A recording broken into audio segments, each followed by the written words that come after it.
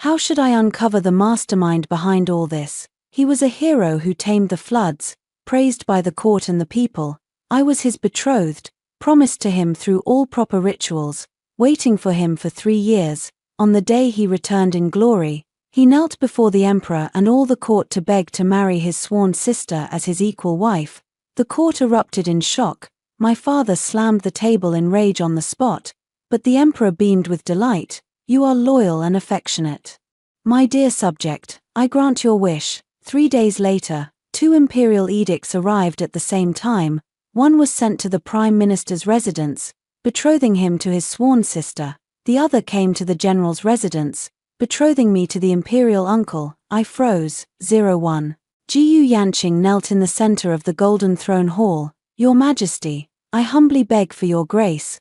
Grant me permission to marry my sworn sister, Jiang Ruoxue, as my equal wife. His voice was clear and bright, echoing throughout the hall of supreme harmony. I stood at the end of the military officials' line, beside my father.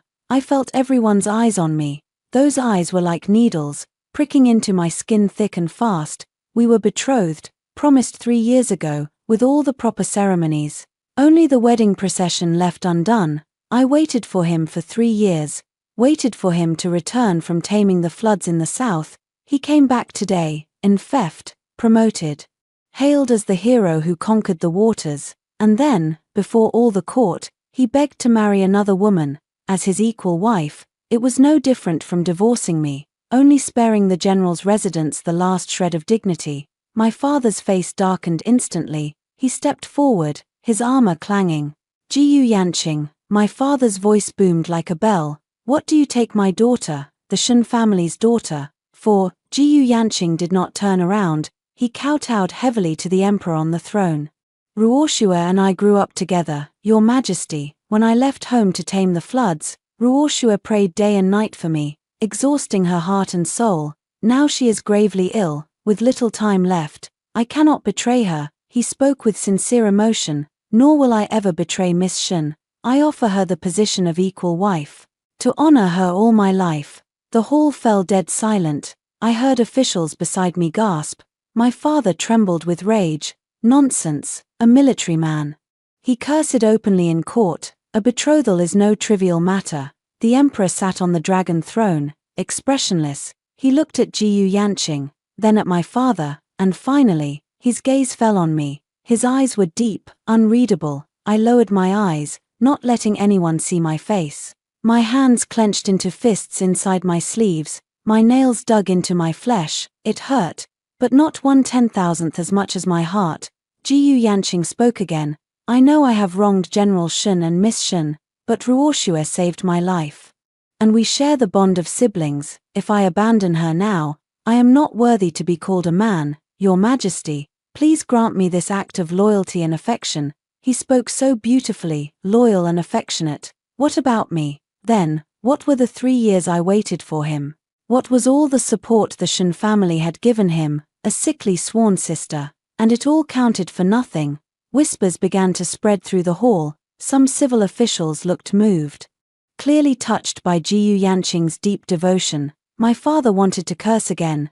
The emperor raised a hand. General Shen. His voice was calm. Be at peace. My father had to swallow his words. He glared fiercely at Jiyu Yanqing's back, as if trying to burn a hole through it. The emperor was silent for a long time. So long I thought this was just a nightmare. Then he smiled. What a loyal and affectionate Jiyu Yanqing. I grant your wish. Those 4 words were like a hammer, beating against my heart again and again. Jiyu Yanqing was overjoyed. Thank your Majesty for your great grace. He kowtowed repeatedly. The court was in an uproar. My father's face turned from livid to ashen. I felt all strength leave my body. I could barely stand, swaying unsteadily. A hand held my arm. It was my father's hand, the hand that had fought on battlefields, now cold and trembling slightly. I heard the emperor continue. Jiyu Yanqing has rendered great service in taming the floods, and his loyalty is admirable. I am deeply pleased. However, young Lady Shen has been wronged. My name is Shen Wei.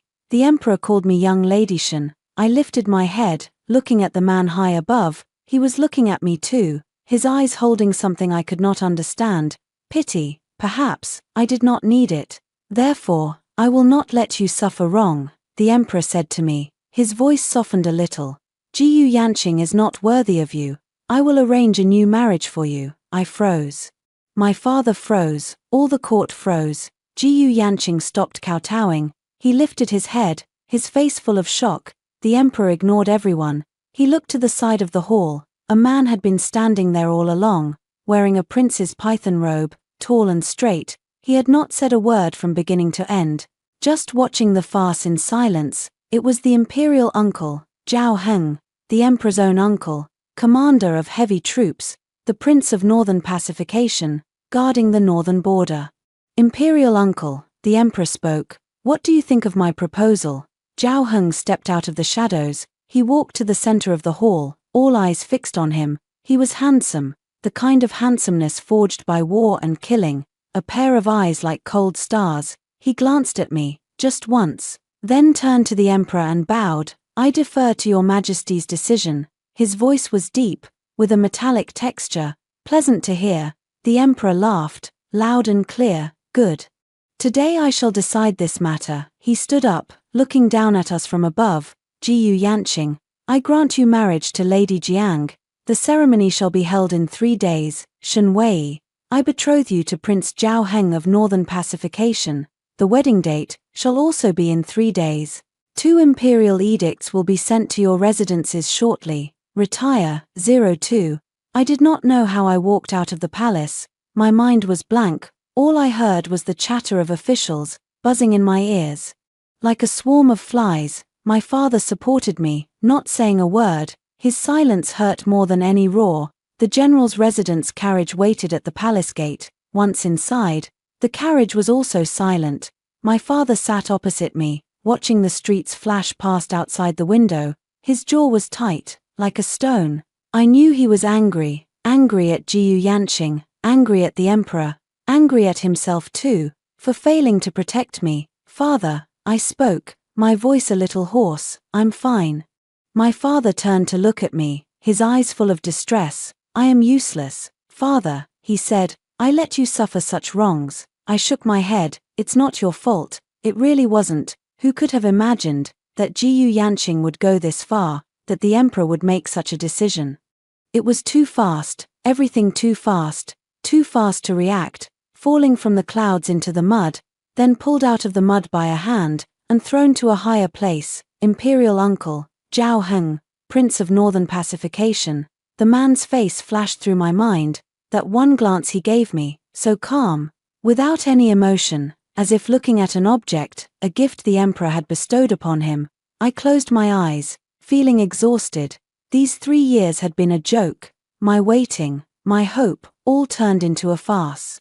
The carriage stopped. We had reached the general's residence. My father got out first, then reached out to help me. I stepped onto the ground. The sunlight stung my eyes. I looked up at the plaque of the general's residence, and it felt strangely unfamiliar. Back in my courtyard, I sent all the maids away. Sat alone in the room. On the table lay the knee pads I had made for Jiyu Yanqing, embroidered with green bamboo. Wishing him promotion and safety, I picked up a pair of scissors, and cut, again and again.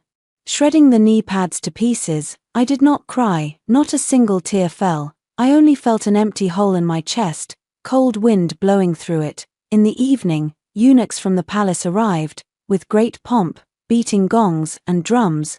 The whole household knelt in the courtyard to receive the edict. I knelt at the front too, numbly listening to the eunuch's shrill voice. He read Jiyu Yanqing's edict first. By the mandate of heaven, the emperor decrees nothing but praise for Jiyu Yanqing's loyalty and affection. Then betrothing him to Jiang Ruoxue, the wedding shall be held in 3 days.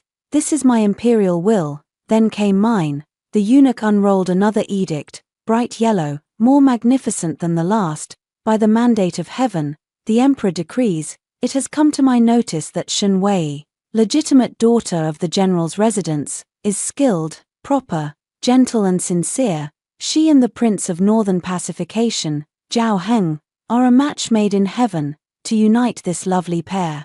I hereby betroth her to the prince as his primary consort. All rituals shall be handled by the Ministry of Rites and the Imperial Clan Court. The wedding shall be held in 3 days.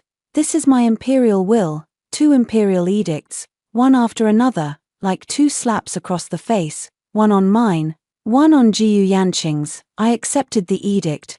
This humble daughter thanks your majesty. The eunuch smiled broadly, handing the edict to me, and pressed a heavy silk pouch into my hand. Congratulations, royal consort.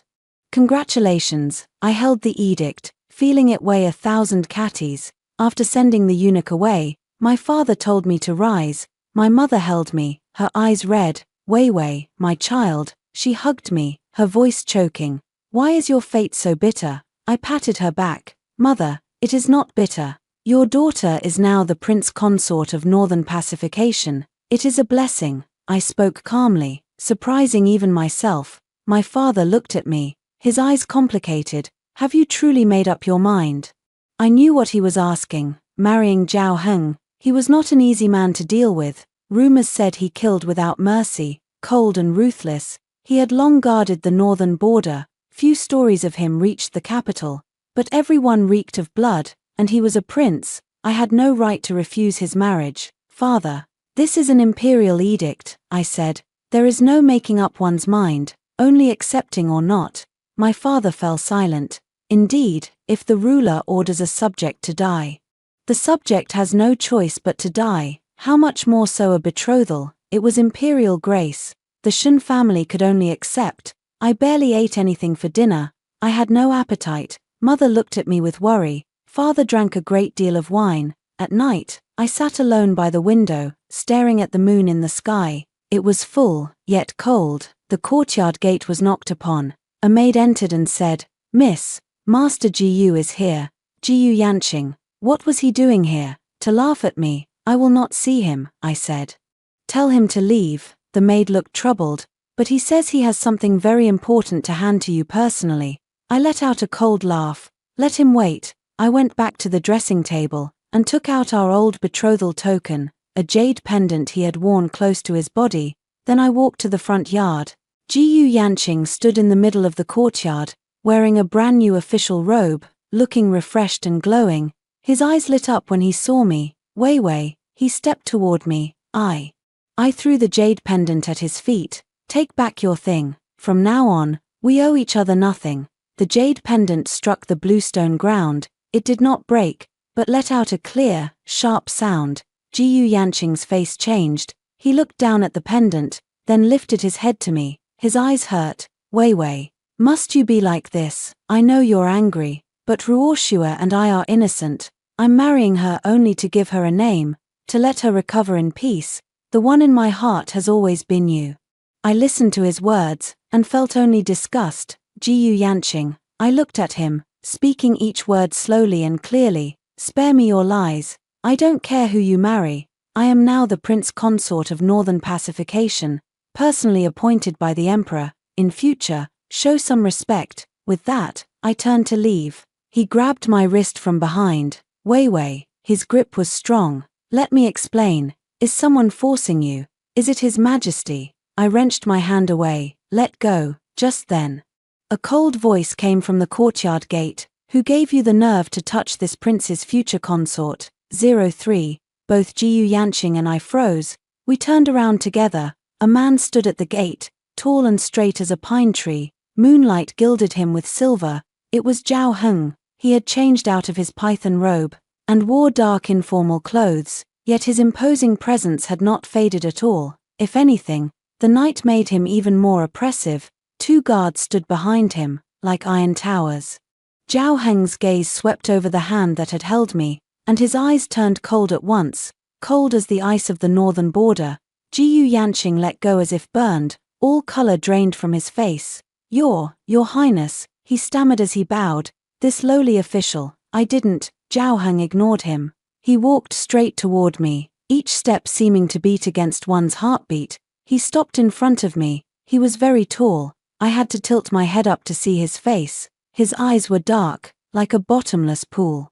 Did he hurt you? He asked. His voice was not loud, yet carried unquestionable authority. I shook my head, and instinctively hid my wrist behind me. Zhao Heng's gaze fell on the red mark around my wrist. His brows furrowed. Then he turned to Jiyu Yanqing. Master Jiyu, he said, his voice calm. Visiting this prince's future consort's residence in the middle of the night, and laying hands on her. Do you think your head sits too safely on your shoulders? Jiyu Yanqing fell to his knees in terror. Your Highness, have mercy. This lowly official only wished to explain a misunderstanding to Xin, to the consort. I meant no disrespect whatsoever. A misunderstanding. Zhao Heng let out a faint laugh, empty of warmth. His Majesty personally announced the betrothal in the Golden Throne Hall. Do you think His Majesty misunderstood? Or do you think this prince misunderstood? Jiyu Yanqing bowed his head even lower.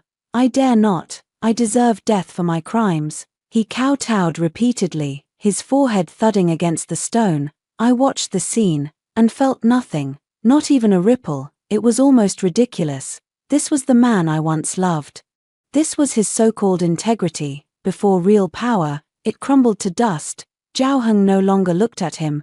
He held out a hand to me. Come here. His palm was broad, with thin calluses, the hands of a man who held weapons. I hesitated for a moment, then placed my hand in his. His hand was warm, dry and strong, gently wrapping around mine. He led me away, turning toward the inner residence. Guards, he ordered without looking back. Escort Master Jiyu out. If he refuses to leave, break his legs and throw him out. Behind us came Jiyu Yanqing's terrified pleas, and the guard's cold reply, yes, Your Highness. I was led by Zhao Heng, along the covered corridor. Not a word was spoken. His hand never let go. We walked in silence, until we reached the gate of my courtyard. Only then did he stop, and release my hand. Go inside, he said, rest early. I looked at him. Moonlight lit up his face, its features sharp and clear. Your Highness, thank you, for tonight, I finally spoke. Whatever else, he had saved me from embarrassment. You are this prince's consort, he said calmly, looking at me. Protecting you is only right. This prince does not wish for this to happen again. He was referring to Jiyu Yanqing's harassment. I nodded. It won't happen again. He hummed in acknowledgement, and turned to leave. Your Highness, I called after him. He turned back, a questioning look in his eyes. I plucked up my courage, and asked the question in my heart. Why me? In the Golden Throne Hall, when the Emperor had asked his opinion, he could have refused. He was the imperial uncle, the Prince of Northern Pacification. No one could force him to marry a woman he did not want. Zhao Heng looked at me. He was silent for so long, that I thought he would not answer. At last he spoke slowly. Many years ago, on the Lantern Festival, on Xuanwu Street, a little girl crashed into my horse. She gave me all the candies she had, and said earnestly, I'm sorry, uncle. My heart jolted violently. A long-buried memory surfaced. I was only 7 that year. I had snuck out of the residence with my brother to see the lanterns. The crowd was too thick. I got separated from him. Panicked, I ran straight into a tall horse. The man on it wore black armor, a mask covering his face. I could not see his features. I only remembered he was tall, like a mountain. I was terrified, thinking I had caused a great disaster, so I pulled out all the candies in my arms, and held them out to him.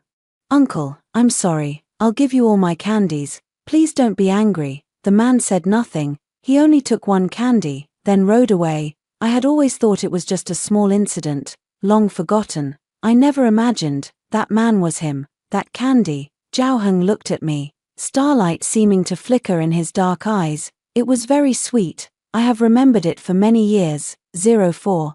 I went back into my room, closed the door, and leaned against it, my heart still pounding. Lantern Festival, Xuanwu Street. One candy. It was him, the masked man, tall as a mountain. I could never have connected that blurry shadow with the Prince of Northern Pacification beneath the moon tonight. He said he had remembered it for years, all because of one candy. The reason sounded absurd and ridiculous, yet when he spoke it, there was an unmistakable earnestness. My mind was in chaos, from the humiliation of having my betrothal broken, to the shock of the imperial betrothal, and now this sudden, 10-year-old memory. Everything felt like a dream, a bizarre, tangled dream. I walked to the dressing table, and looked at myself in the mirror, a stranger, a royal consort, Zhao Heng's wife. This identity had been beyond my reach only yesterday. Today, it was the brand of my rest of my life. I took a deep breath and told myself, Shen Wei, calm down. No matter why Zhao Heng married me, whether on a whim or by the emperor's order, this marriage was set. All I could do was accept it and live well for myself. And for the Shen family, the next day, before dawn, the entire general's residence burst into busy activity. Officials from the Ministry of Rites sent by the palace, stewards from the imperial clan court, eunuchs from the imperial household bringing rewards, wave after wave, filling our not-so-large front yard to the brim. Mother, excited and nervous, attended to them all. Father was surrounded by ritual officials, discussing every detail of the grand wedding 3 days later. The maids in my courtyard walked briskly, their faces unable to hide excitement and pride. Miss, look, these are Eastern pearls granted by His Majesty, and this brocade its tribute from the Western regions. Only 2 pieces come each year. Miss, a message came from the gate. Several dukes' mansions have sent congratulatory gifts. The maid Xiaodao chattered on, her eyes brighter than the jewels. I looked at the mountains of rewards and gifts filling the room, gold, silver, jade, silks and satins, each piece priceless, all stamped with the imperial seal, or bearing cards from noble houses. The occasion was 100 times more magnificent than when I had been betrothed to Jiyu Yanqing. The fickleness of human relationships, the coldness of the world, it was all laid bare in this moment. Yesterday, I was the jilted girl, humiliated and laughed at across the capital. Today, I was the soon-to-be royal consort, second only to the imperial family. From Xiaodao, I heard that Jiyu Yanqing had also received his imperial edict. The emperor had graciously granted his marriage to Jiang Ruoxue in 3 days. But it was only a grant, not a single reward. He even had to pay for the wedding himself. I heard the eunuch who delivered the edict did not even stay for tea. He left immediately after handing it over. The GU residence gate was cold and quiet, a stark contrast to the bustling scene at our general's residence.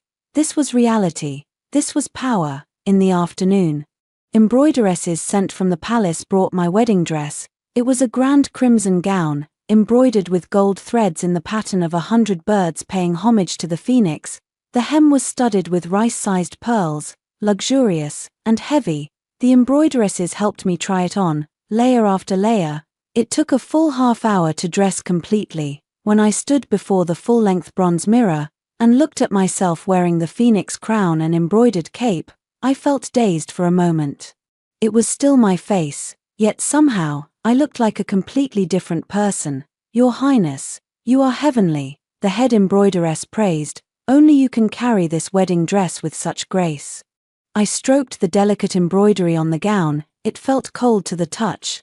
This was not just clothing, it was my new identity, and my new shackle. I did not know whether fortune or disaster awaited me, but the road had already been laid before my feet. I could only walk forward, there was no turning back.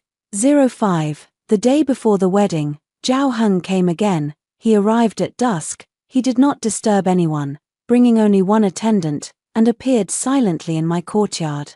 I was reading the wedding rituals sent by the Ministry of Rites. The complicated etiquette gave me a headache. I did not even notice him enter, until his shadow fell over the scroll in my hands. I looked up in surprise. Your Highness. I stood up at once and bowed. He wore a dark blue tight-fitting outfit today, making him look even taller and straighter. He seemed less imposing as a prince, and more crisp, like a man of the rivers and lakes. Rise, he said, waving for me to sit. What are you reading? His gaze fell to the table before me. The wedding rituals from the Ministry of Rites. I answered truthfully. They are too complicated. He walked to the table, picked up the thick booklet, and flipped through it casually. His brows furrowed almost at once. Pay no mind to these formalities, he said. Tomorrow, you only need to follow the wedding maid. Leave everything else to me. His tone was calm, yet it carried a reassuring strength. I nodded. Very well. A silence fell between us. I did not know what to say. He did not seem like a man of many words either. The atmosphere grew awkward. I had to pour him a cup of tea. Your Highness, please. He took the cup, took a small sip, then pulled a small box from his chest and placed it on the table, pushing it toward me. "What is this?" I asked, confused. "Open it," he said. I did as I was told. Inside was a seal, carved from pure white suet jade. It depicted a lifelike little rabbit. Beneath it was my name, Shenwei. "What is this for?" I looked up at him. "The Prince of Northern Pacification's residence has several treasury keys," he explained. "This one is for you. From now on, the inner residence will be under your charge. This seal shall be your token." I held the warm jade seal, and it felt almost burning. Control of the entire inner residence of the prince's mansion. He was giving it to me so easily. We were only to be married tomorrow. We barely even knew each other. "This is too valuable." I pushed the box back. "I cannot accept it." Zhao Heng looked at me, his eyes deep. "You are my lawfully wedded consort," he said. "The entire mansion is yours. It is only a seal. Why not accept it?" His words were overbearing and unreasonable, yet left me unable to argue. I looked at him, my heart a jumble of emotions. What exactly did he want? Could it really be just because of a single candy? 10 years ago. "Take it." He pushed the box back again. This time, his tone held an unquestionable command. I had no choice but to accept. Just then, the maid Xiaodao rushed in flustered. "Miss, it's bad. Jiang Ruoshua is here." I frowned. What was she doing here? "She says she wants to apologize to you face to face." Xiaodao huffed. "I think she's a weasel paying New Year's calls to a rooster up to no good. And she brought someone with her, that Jiyu Yanqing." Before I could speak, Zhao Heng stood up beside me. His face showed little expression, but his eyes had turned slightly cold. "This prince is still here," he said calmly. "They dare to come anyway." He stepped outside. "Pay them no mind. I will handle this." I followed, feeling uneasy. We reached the courtyard gate. Sure enough, Jiyu Yanqing and Jiang Ruoshua stood there, blocked by the general's residence guards. Jiang Ruoshua wore plain white robes, her face painted to look sickly. She swayed in the wind, looking delicate and pitiful. Jiyu Yanqing supported her, his face full of distress and indignation, when they saw me come out. Jiyu Yanqing's eyes lit up. "Wei," he was about to speak. When he saw Zhao Heng beside me, his expression froze at once. His mouth hung open, unable to make a sound. Jiang Ruoshua also paled, shrinking timidly behind Jiyu Yanqing. Zhao Heng did not even glance at them. He only said to the guards, "Throw them out. From now on, if any stray cats or dogs come to the gate, break their legs first." The guards hesitated for a moment, then immediately answered loudly, "Yes, Your Highness." They charged forward like tigers, dragging the still-stunned Jiyu Yanqing and Jiang Ruoshua away. Jiyu Yanqing was anxious and terrified. "Your Highness, we only came to apologize." Jiang Ruoshua looked even more frightened, letting out a weak scream. "Ah, let go of me." Zhao Heng ignored them completely. He even frowned in disgust. "Too noisy." His attendant understood at once, stepped forward, and with a move I could not see, Jiyu Yanqing and Jiang Ruoshua's cries stopped abruptly. Like chickens with their necks wrung, only hoarse gasps came from them. Soon they were dragged out of the general's residence. 2 dull thuds followed outside, along with the shouts of servants chasing them away. The world was quiet again. Zhao Heng turned to me. "It's handled," he said lightly, as if he had just swatted 2 flies. I looked at him, my feelings complicated. This was the Prince of Northern Pacification. Simple, rough, but effective. He seemed to read my thoughts. "From now on, nothing like this will trouble you again," he promised. "I am here." He spoke those 3 words softly, yet they fell like a stone into the quiet lake of my heart, rippling outward in circles. 06. On the wedding day, before dawn, I was dragged from bed by a crowd of wedding maids and servants. Washing, makeup, dressing, the whole process took 2 full hours. When I finally wore the heavy wedding dress, and the phoenix crown that almost broke my neck, I felt I was no longer myself. I had become a carefully dressed doll. When the auspicious hour arrived, my father carried me out himself. His back was broad and steady. Just like when I was little, I lay on his back, through the thick wedding dress, and could feel his body stiffen. I knew he could not bear to let me go. "Wei," he said in a low voice as he walked, "take good care of yourself at the mansion." "Zhao Heng." He looks cold, but he is not a bad man. If you are wronged, come home. Father and your brother will stand behind you." My eyes burned, I almost cried. "Father, I understand," I mumbled into his neck. Outside the residence gate, the wedding procession from the Prince of Northern Pacification's mansion stretched down an entire street. The ceremonial flags were bright, the music loud, an 8-paled sedan chair, golden-roofed and red-curtained. Crowds of onlookers packed the streets, busier than the Lantern Festival. Everyone wanted to see the general's daughter who had been jilted, and the Prince of Northern Pacification. Rumored to be a god of slaughter, what a sight they would make.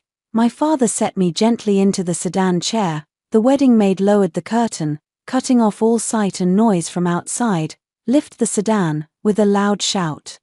The chair was raised smoothly, and began toward the Prince of Northern Pacification's mansion. I sat inside, surrounded by swaying red, listening to the drums, gongs, and murmurs of the crowd. My mind was blank. I did not know how long passed. When the sedan chair suddenly stopped, the music outside also fell silent.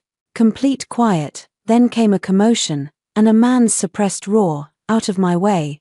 I want to see Wei Wei. You can't take her like this." That voice, it was Jiyu Yanqing. My heart sank.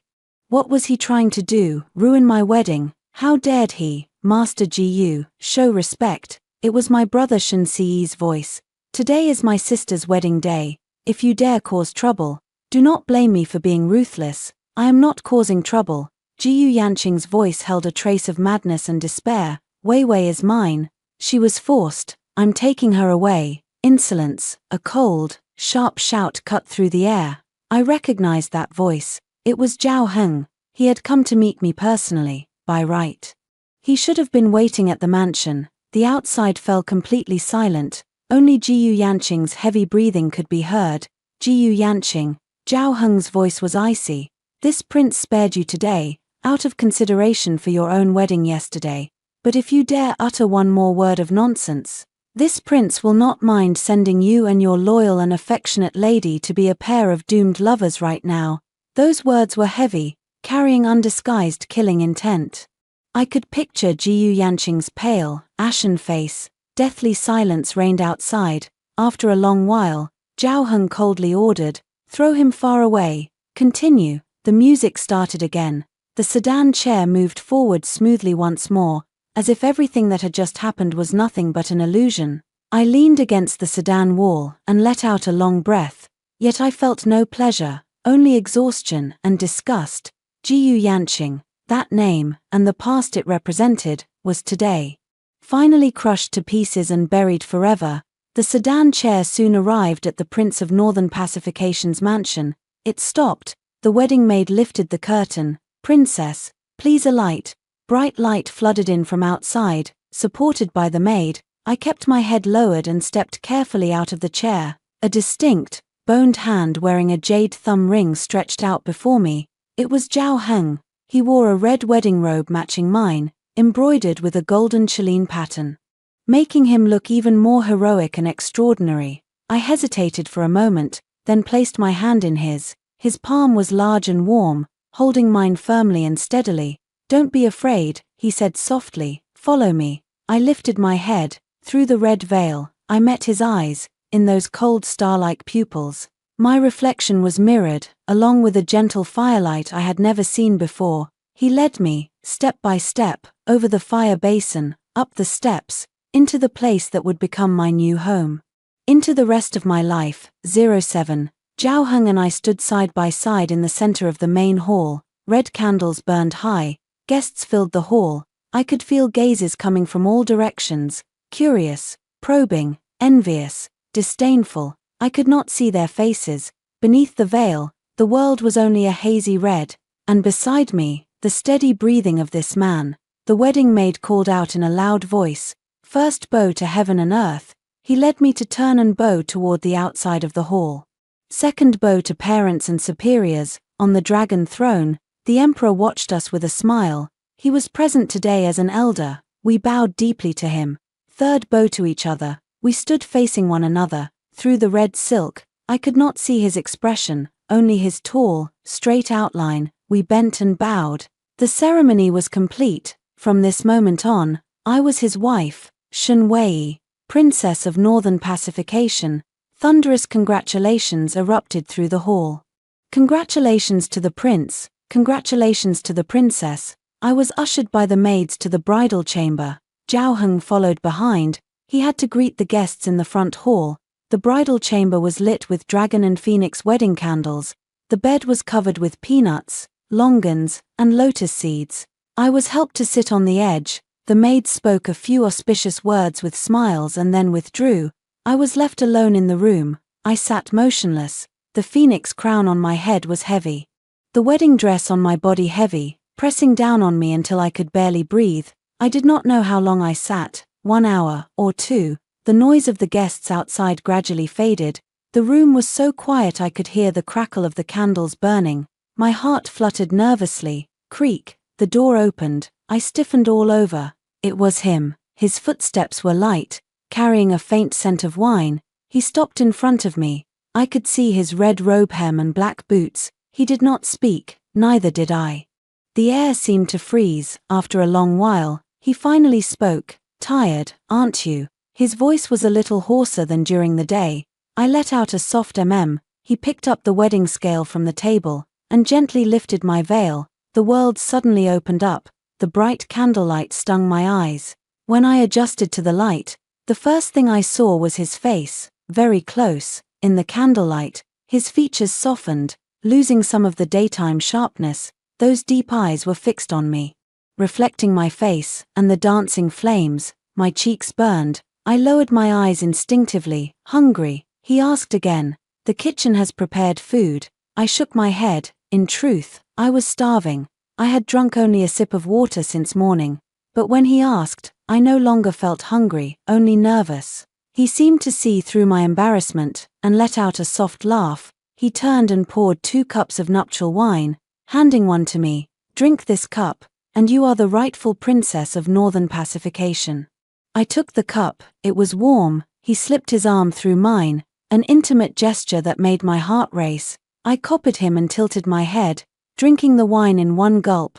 The wine was strong, burning from my throat down to my stomach. My face grew even hotter. He set down his cup, and began removing the phoenix crown from my head. His movements were gentle and careful, as if afraid of hurting me. The heavy crown was taken off. My neck felt light at once. I shifted slightly without thinking. He looked at me and suddenly said, "Shen Wei." He spoke my name. "I know this marriage has wronged you." I froze, not knowing how to reply. "You have my word," he went on. "I did not marry you to have you wronged in a new place. You do not need to fear me. In this mansion, no one dares to treat you badly, including me." When he said those last 3 words, his gaze was unusually sincere. I looked at him, and the tightest string inside me loosened a little. "Rest early tonight," he said, standing up. "I will sleep in the study." I looked up in shock. "Your Highness, wedding night." He was going to sleep in the study. "If word got out, you've been tired all day," he said, as if reading my mind. "Besides, we are not yet familiar. I do not wish to frighten you." He walked to the door, then paused and turned back. "Shen Wei, we have a lifetime. We can take our time." With that, he pulled open the door and left, closing it gently behind him. I was alone in the room again. I sat on the bed, staring at the dancing candlelight. My heart tangled like a mess of thread. Zhao Heng, this man, was nothing like what I had heard. He was no god of slaughter, no cold, heartless prince. He seemed to understand gentleness better than anyone. 08. The next day, I woke up early. The unfamiliar bed and room made me feel uneasy. The space beside me was empty and cold. Zhao Heng truly had not returned all night. I sat up and looked at the splendid, empty bridal chamber. My heart felt hollow, a mix of loss and relief I could not name. Xiaodao came in with several unfamiliar maids. They were the mansion's personal servants. Their eyes held respect and a faint, hidden curiosity. "Princess, you're awake." Xiaodao's voice was full of suppressed joy. "This servant will help you freshen up." I nodded, and let them change me out of the wedding dress into my daily princess robes, style my hair in a married woman's bun, and insert the red gold hair ornaments that marked my status. When I saw myself in the mirror, I felt as if I had become another person. The carefree Shen Wei from the general's residence was dead. She had died in the Golden Throne Hall. What lived on was Shen Wei, princess of northern pacification. After I was dressed, Xiao Dao brought breakfast. It was delicate, but I had little appetite. Where is the prince? I asked. His Highness left for court early this morning, Xiao Dao answered. He told us not to disturb you. I let out a soft my feelings complicated. Just then, a middle-aged man in steward's clothing, around 40 years old, bowed at the door. This old servant Fuan greets the princess. May you be safe and well, Xiao Dao whispered in my ear. Princess, this is the mansion's head steward, Uncle Fu.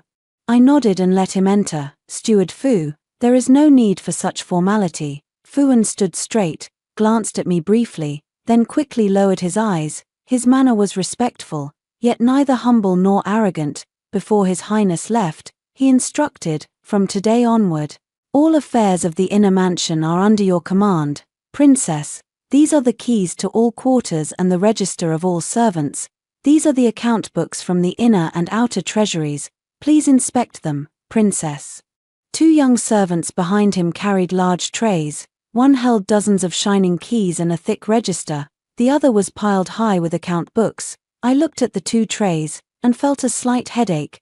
Zhao Heng really had handed the entire mansion over to me. Did he not fear I would squander his fortune? I looked at Fuan, who managed the mansion's affairs before. Your Highness has long guarded the northern border. Princess, there was no mistress of the house. The inner mansion's small matters were handled by this old servant. The outer treasury was managed by His Highness's trusted men. I understood. Zhao Heng was using the most direct way to announce my status to the entire mansion, and to keep the promise he had made the night before. I see, I nodded. Leave them here for now. I have only just arrived and do not yet understand many things. I will need to rely on your guidance, Steward Fu. My tone was polite. A faint look of surprise crossed Fuan's face. He had probably expected me to act like many new mistresses and rush to establish authority.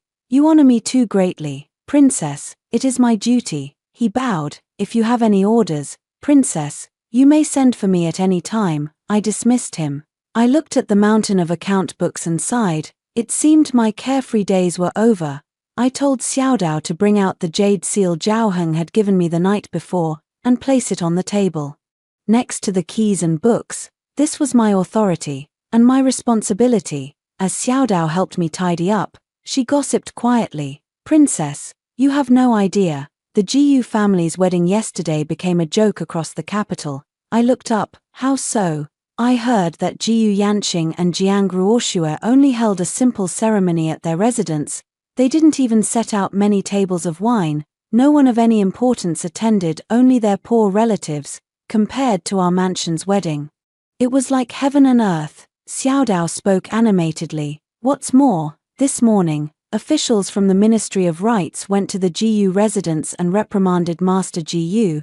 They said he behaved improperly before the emperor on his own wedding day and disrupted your procession. He was fined 3 months' salary. I listened without feeling anything. All this felt like a past life, far away from me. Stop asking about such things in future, I told Xiao Dao calmly. Now that we are in the prince's mansion, we must be more careful in our conduct. Always remember, disaster comes from the mouth. Xiao Dao stuck out her tongue.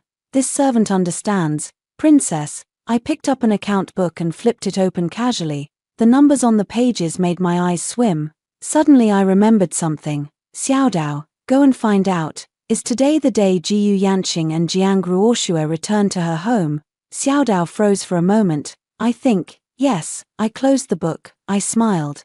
What a coincidence. Today was also the day I returned to my own home. I was quite looking forward to seeing what the return journey would look like for our 2 pairs of affectionate newlyweds. 09. In the afternoon, Zhao Heng returned from court.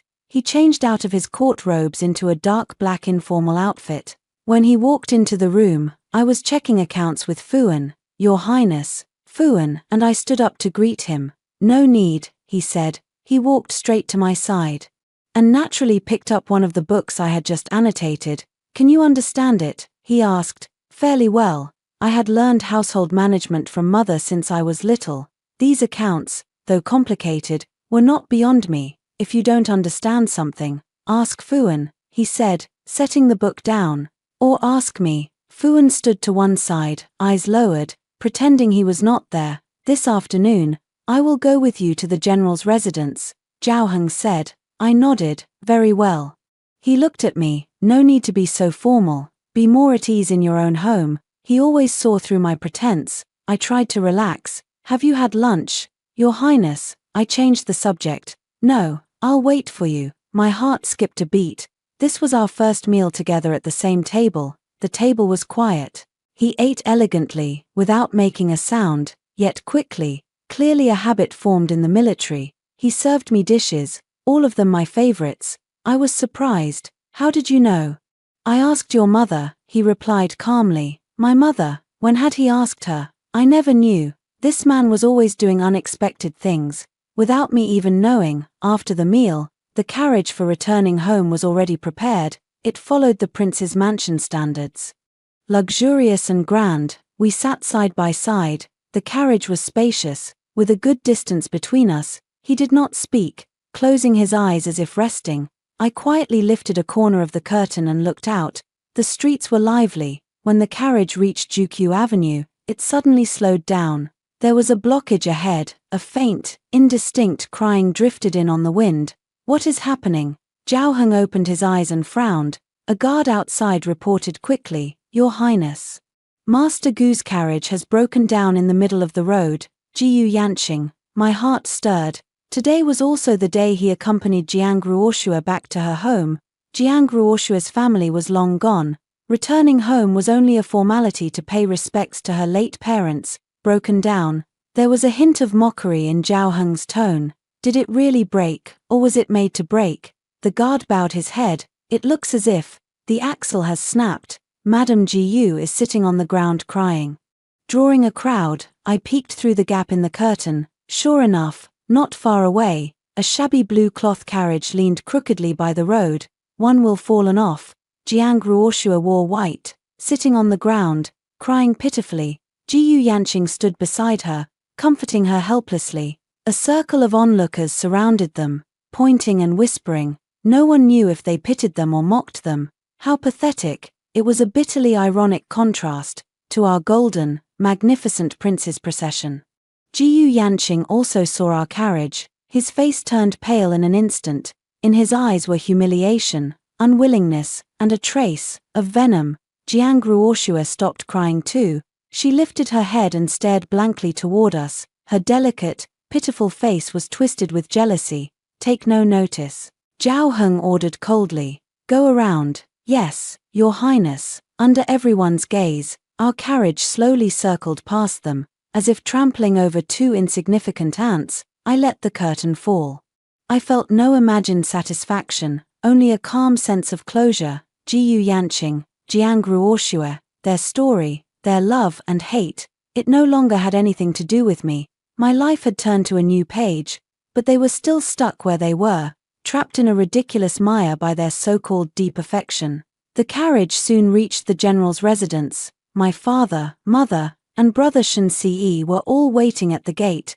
When they saw us step down, the worry on their faces turned to relief at once.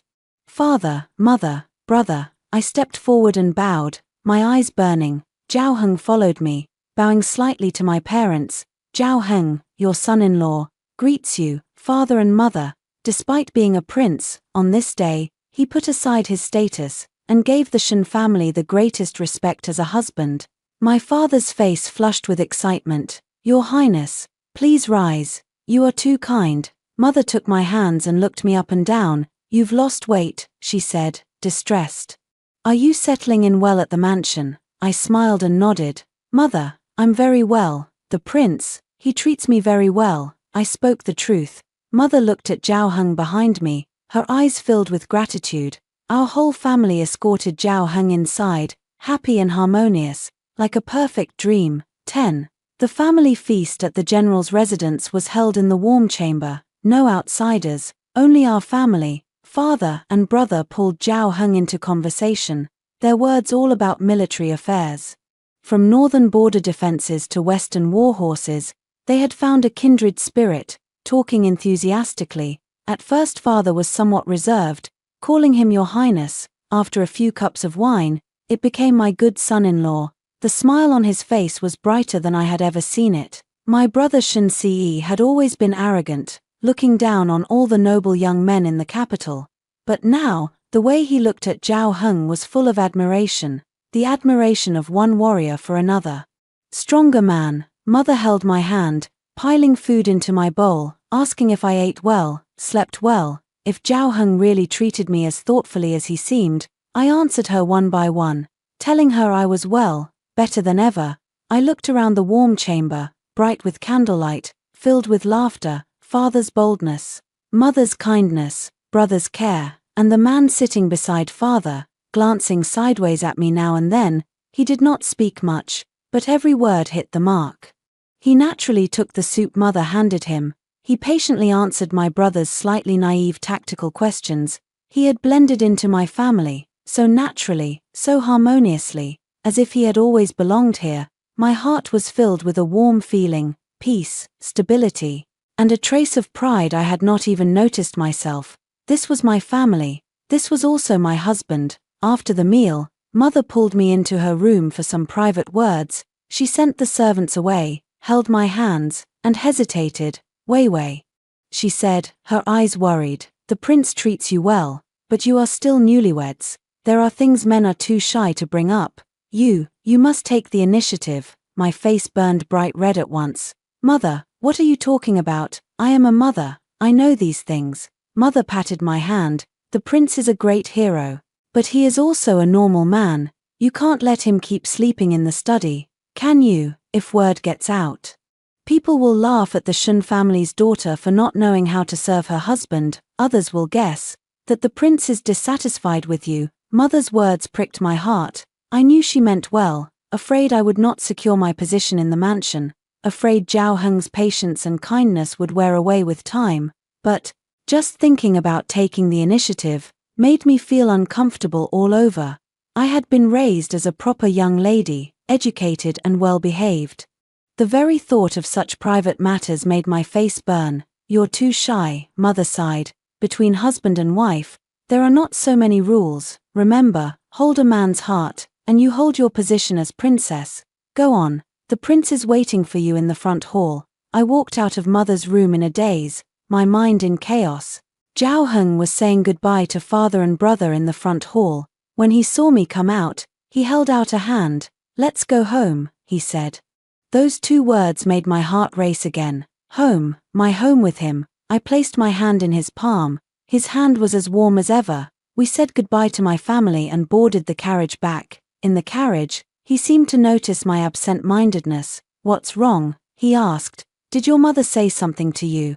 I shook my head. Nothing. I did not dare meet his eyes. I felt those deep pupils could see straight through all my thoughts. It was late when we returned to the mansion.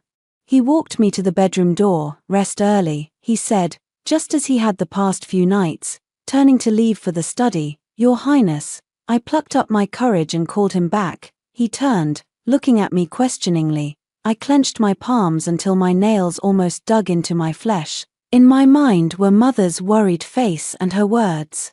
I took a deep breath. It's late. I lowered my head, my voice thin as a mosquito's hum. The study is not as warm as the bedroom. After speaking, I wanted to crawl into a hole and hide.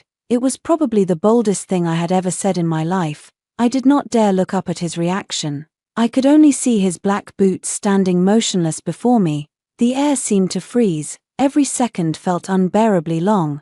Just when I thought he would refuse or laugh at me, he let out a soft, gentle laugh. Then I heard him say, "Very well, I will obey the princess." He followed me into the bedroom. It was the first time he had stepped into this room at night since we married. I was so nervous my palms sweated. Xiaodao and the other maids had already prepared hot water. I tried to act calm and walked behind the screen to bathe. My heart thudded like a drum. Zhao Heng did not follow. He only sat in the outer room and picked up a book to read. That relieved me a little. I washed quickly and changed into my nightgown, a modest, pale blue silk one, high-necked and long-sleeved. I dawdled out from behind the screen. He was still reading, by candlelight. His side profile was sharp and focused, less imposing than in the daytime, more scholarly. Hearing me, he looked up, his gaze fell on me, then quickly moved away. The tips of his ears seemed a little pink. I wasn't sure if I had imagined it. "You should wash up too," I said, my voice a little dry. He hummed in agreement, closed the book, and walked toward the screen. I quickly climbed into bed and wrapped myself tight in the quilt, leaving only my eyes exposed. I pricked up my ears, listening to the sound of water behind the screen. My cheeks burned like fire. My mind raced, repeating Mother's words. What should I do later? Pretend to be asleep, or, before I could think it through, he came out. He wore only a loose white inner garment. His long black hair fell over his shoulders, still damp. His strong, smooth chest was exposed. He smelled of wet steam and faint soap. He looked nothing like the prince in court robes or tight fighting clothes I had seen during the day. Less distance, more masculine charm. My heart raced out of control again.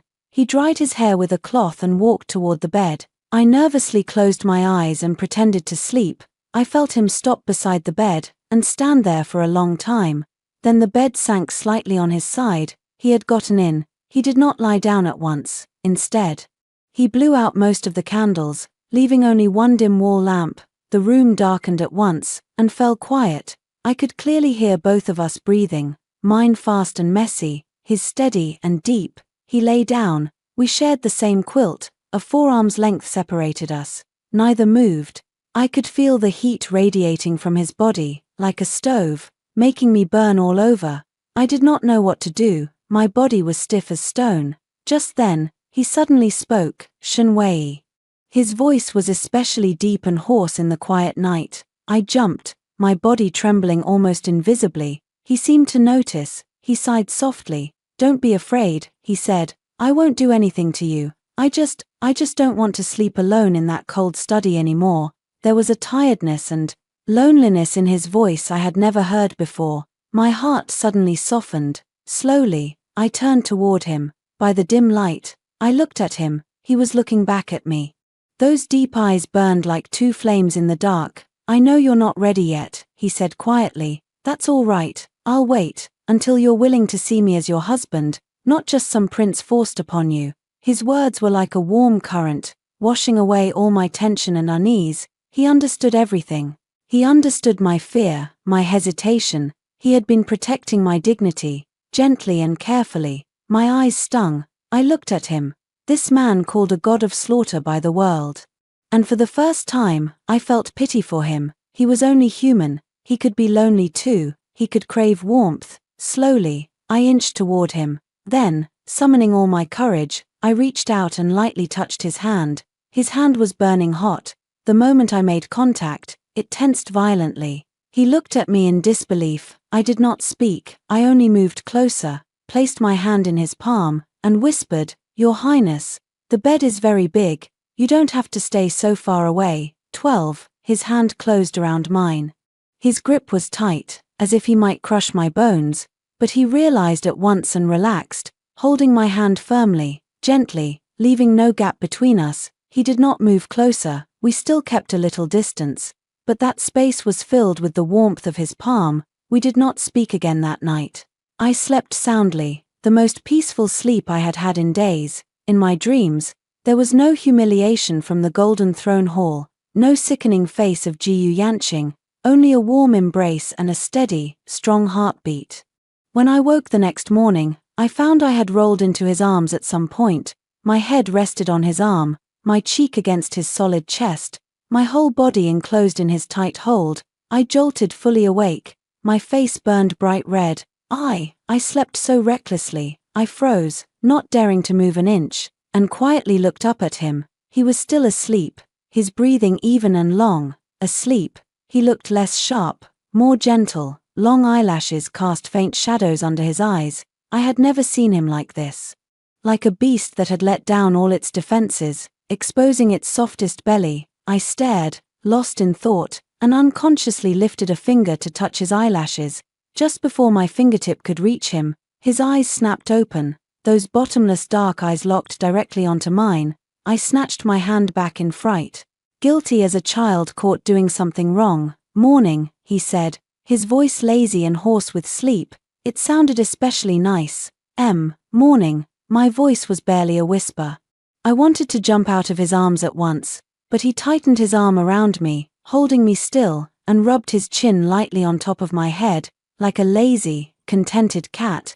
The thought made me want to laugh, and the tension eased. Sleep a little longer, he said. We don't have to greet the palace today. I had just remembered, we had 3 days leave for our wedding.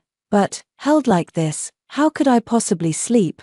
We lay quietly together, not speaking, after a while. I thought he had fallen asleep again. I carefully wriggled out of his arms. I had just sat up, when I heard his amused voice from behind. Where is the princess going? I stiffened. He hadn't been sleeping at all. He was pretending. I glared back at him in embarrassment. He had already sat up, leaning against the headboard, watching me with a lazy smile, amusement clear in his eyes.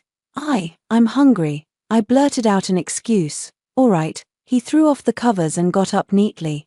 I'll have breakfast with you. During breakfast, Fuan entered and reported that a message had arrived from the palace, an oral edict from the emperor. There had been a major problem with the final stages of the southern flood control project. Zhao Heng was ordered to go to the Ministry of Works immediately to assist.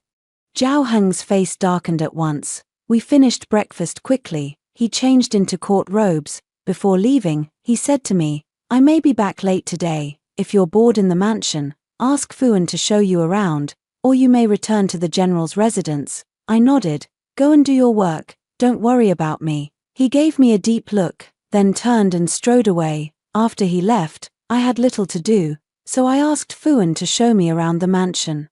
The Prince of Northern Pacification's mansion was enormous, several times larger than the general's residence. Pavilions, terraces, and gardens lay around every corner. When we reached a quiet, remote courtyard, Fuan pointed to the dusty gate and said, Princess, this is the mansion's treasure house. His Highness ordered that you may enter whenever you wish. I suddenly remembered the jade seal Zhao Heng had given me. I told Fuan to open the door. Inside, the light was dim. The air smelled of agarwood and old things. The room was filled with all kinds of items, weapons, ancient books, jewels, rare curios, everything a person could want. I wandered casually, and in an unremarkable corner, I found a dust-covered chest. It was not locked. I brushed off the dust and opened it. Inside were no gold or jewels, only a pile of children's toys, a rattle, a 9-ring puzzle, a small wooden horse, several crudely painted kites, and a whole box of candy wrappers, colorful, various kinds, carefully smoothed and stacked neatly. On top of the wrappers lay one piece of candy, shriveled and dark with age. My heart jolted violently. Lantern Festival, Xuanwu Street, the 7-year-old little girl. I suddenly understood. When he said he had remembered it for many years, he had meant it. I picked up the long unedible candy. Something heavy struck my heart. It felt sore and full, with an indescribable sweetness. I was lost in my thoughts, when Xiaodao suddenly rushed in. Her face flustered. Princess, it's bad. A messenger came from the general's residence. He says Master was summoned to the palace by His Majesty and hasn't returned. My heart dropped. What's wrong? I don't know, Princess. Xiaodao was almost in tears. I only heard it's about that flood control project that Jiyu Yanqing was in charge of. The dam broke, many people died. Now the censorate is impeaching Jiyu Yanqing for deceiving the emperor and embezzling project funds, and they say our general's residence is involved too. My mind buzzed loudly. Jiyu Yanqing embezzling funds, the dam collapsed, and they were dragging my father into it. That was impossible. My father had nothing to do with that project. Wait, suddenly I remembered something. 3 years ago, when Jiyu Yanqing was assigned to manage flood control in the south, he lacked startup funds. My father admired his talent, and for my sake, had secretly given him a large sum of money in my mother's name. It was done in absolute secrecy. Apart from our family's closest members, no one knew. If Jiyu Yanqing really embezzled the project funds, then the money my father had given him would become unexplainable stolen money, defying the emperor, embezzling state funds. colluding with officials, forming factions. Every charge was enough to execute an entire clan. I froze, as if dropped into a block of ice. My hands and feet turned cold. I rushed out of the treasure house like a madwoman. "Prepare the carriage, I'm going to the general's residence." My voice trembled with fear. Xiao Dao was terrified and quickly held me up. "Princess, don't panic. His Highness is already handling this. If you go now, my father is still in the palace." I cut her off, eyes red. "I can't just wait here." Steward Fuan hurried over. He was much calmer than Xiao Dao. "Princess, you must calm down," he said firmly. "Old servants have been watching the general's residence. We will report immediately if there is news. The last thing you should do now is return there. You should go to His Highness." I froze sharply. "Right, find Zhao Heng. He was the only one who could save my father, save the Shen family. Where is the prince?" I grabbed Fuan's arm, clutching my last lifeline. "At the Ministry of Works." Fuan said, "By His Majesty's order, he is joining the 3 high courts to hear this case." Ministry of Works, joint trial by the 3 high courts. It was even worse than I had imagined. "Prepare the carriage, to the Ministry of Works," I ordered at once. Fuan hesitated. "Princess, the ministry is an important government area. I am the Princess of Northern Pacification." I looked at him, word by word. "My husband is inside. My father's life hangs in the balance. Whoever dares stop me will answer with their head." My gaze must have been terrifying. Fuan froze, then bowed his head. "Yes, old servant will arrange it at once." The mansion's carriage raced through the capital's streets at top speed. I sat inside, hands and feet icy. I prayed over and over in my heart, "Father, you must be safe. You must." Jiyu Yanqing. I gritted my teeth. Repeating his name, raging hatred surged in me. The Shen family had treated him well. I had waited faithfully for him for 3 years, and this was how he repaid us: embezzling flood funds, shoddy construction, killing countless commoners. And now that the scandal broke, he dragged my family down with him. I had been blind. How could I have ever loved such a heartless beast? The carriage stopped at the gate of the Ministry of Works. As expected, the guards blocked us. "Prince's carriage may not enter a government area without permission." Fuan stepped forward to negotiate, but the guards refused to let us pass. I could not wait any longer. I lifted the curtain and stepped out. "I am the Princess of Northern Pacification," I said coldly to the captain. "I must see the prince on urgent business. Who dares stop me?" My status and my desperate aura silenced everyone. The guards exchanged looks and dared not block me. I lifted my skirt and walked step by step into the ministry. Inside the ministry, the atmosphere was murderous. Officials hurried back and forth, all with grave expressions. No one dared stop me as I walked through. At the main hall door, Zhao Heng's personal guards blocked me. "Princess, His Highness is in a meeting." "Move," I said. My voice low but unquestionable. The guards were about to speak again, when Zhao Heng's voice came from inside. "Let her in." The guards stepped aside at once. I pushed the door open and walked in.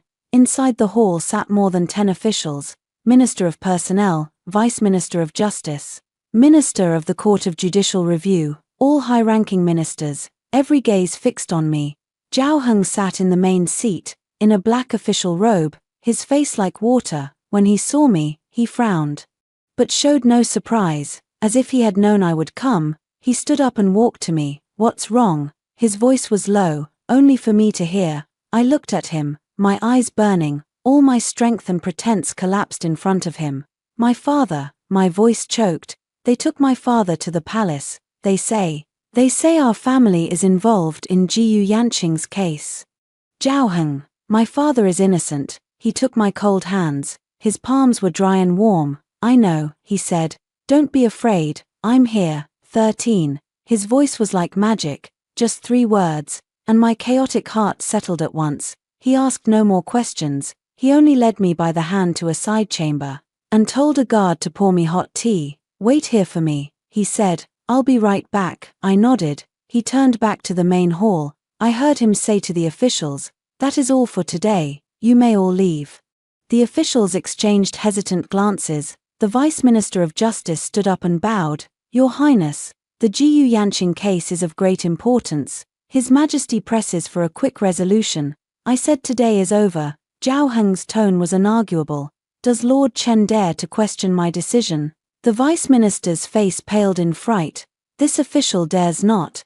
Then leave, Zhao Heng said coldly. In 1 hour, I will submit the preliminary findings to His Majesty. It will not delay His Majesty's business. The officials did not dare object further, and rose to take their leave. As they passed the side chamber, they could not help but glance at me with curiosity. I held my back straight, letting them look. I was the Princess of Northern Pacification. I stood here with full right. Soon, only Zhao Heng remained in the main hall. He walked into the side chamber and sat beside me. Now you may speak, he said. What exactly happened? I told him everything Xiaodao had learned, and my suspicion about the secret funding. I spoke quickly and messily. By the end, my voice was tearful again. That money was given by father, in mother's name, behind everyone's back. There are no official records. Now that Jiyu Yanqing is in trouble, that money will be the worst evidence. They can say father was his accomplice, that it was bribery. Zhao Heng, what do we do? I clutched his sleeve, lost and helpless. He listened quietly to the end. His face showing no surprise at all. He only lifted a hand and gently wiped the tears from my eyes with his thumb. I thought it was something serious, he said calmly. So this is what upset you? I stared. This is a crime punishable by death. How could he act like it was nothing? What else? He looked at me and asked, I have long known about your father funding Jiyu Yanqing. I was completely stunned. You knew all along, he nodded. I knew the day Jiyu Yanqing left for the south. His personal attendant was one of our men. My mind went blank. The secret my family thought was perfectly hidden. He had known every detail for 3 years. This man, just how much was he hiding from me? Then why didn't you tell me? I asked. Tell you what? He raised an eyebrow. Let you worry over that fool, or let you stop your father, cut off his money, so he couldn't embezzle. If not for that, how could he have fallen so hard today? His tone was casual, as if speaking of something unrelated to him, but I heard the cold calculation hidden deep within. I looked at him, and suddenly felt a little strange. I had thought he was just a quiet military man, but I forgot, he was also the Prince of Northern Pacification, the imperial uncle who stood unshakable in the treacherous court. His mind was far deeper than I had ever imagined. So, Jiyu Yanqing ending up like this, I spoke with difficulty. Did you, also? I only pushed the boat along with the current. He cut me off, his eyes dark. What truly destroyed him was his own greed and stupidity. No one else is to blame. He was right. If Jiyu Yanqing had been upright and honest, no one could have trapped him. But my father, I still worried. Relax. Zhao Heng squeezed my hand gently. His Majesty knows your father is innocent. Summoning him to the palace was only a warning, to tell him to see people clearly in the future, and not to trust every stray dog. His words were blunt, but they let my hanging heart fall completely. And Jiyu Yanqing, he defied the emperor, embezzled state funds, evidence is conclusive, he faces the death penalty. Zhao Heng said calmly. As for Jiang Ruoxue, as an accomplice, she will not escape death either. But out of consideration for her delicate health, I will have the Ministry of Justice take care of her, so she dies with dignity. When he said delicate health and take care, his tone held a faint, cold mockery. I shivered. Jiyu Yanqing and Jiang Ruoxue were completely finished. They had offended not just me, but the most untouchable man in the capital. All right, stop thinking about it. Zhao Heng stood up. Go back to the mansion and rest. I will return as soon as I finish my work here. Your father will be out of the palace by dinner at the latest. I looked at him, 1,000 words stuck in my throat. In the end, only 2 came out. Thank you, he smiled, and rubbed my head. Silly girl, no need to be polite with me. I am your husband. I was respectfully escorted back to the mansion by Zhao Heng's men. This time, all the officials at the Ministry of Works stood at the gate, bowing as I left, their eyes filled with awe. I sat in the carriage, my heart nothing like it had been on the way there. I had gone filled with terror and despair. I returned with a peace I had never known. Zhao Heng, this man was like a mountain. As long as he was there, even if the sky fell, he would hold it up for me. When I reached the mansion, Fuan came to meet me at once. Princess, you've returned. His face held unconcealed worry. What of the general's residence? It's all right. I cut him off. His Highness has settled everything. My father will be home by dinner. Fuan stared, then surprise and admiration spread across his face. His Highness is truly all-powerful. I smiled, and did not explain further. I let Xiaodao lead me back to our chambers. After washing and changing into casual clothes, I sat by the window. Looking at the crabapple flowers in the yard, my heart was completely calm. For the first time, I truly felt the comfort of power, and for the first time, I thanked heaven that I had married Zhao Heng. If I had married Jiyu Yanqing instead, I would be a prisoner by now, buried with my entire family for his stupidity and greed. Fate truly works in mysterious ways. In the afternoon, Fuan came to report the Jiyu residence had been seized by the capital's guards. Jiyu Yanqing and Jiang Ruoshua had been arrested in the street and taken to the Ministry of Justice dungeons.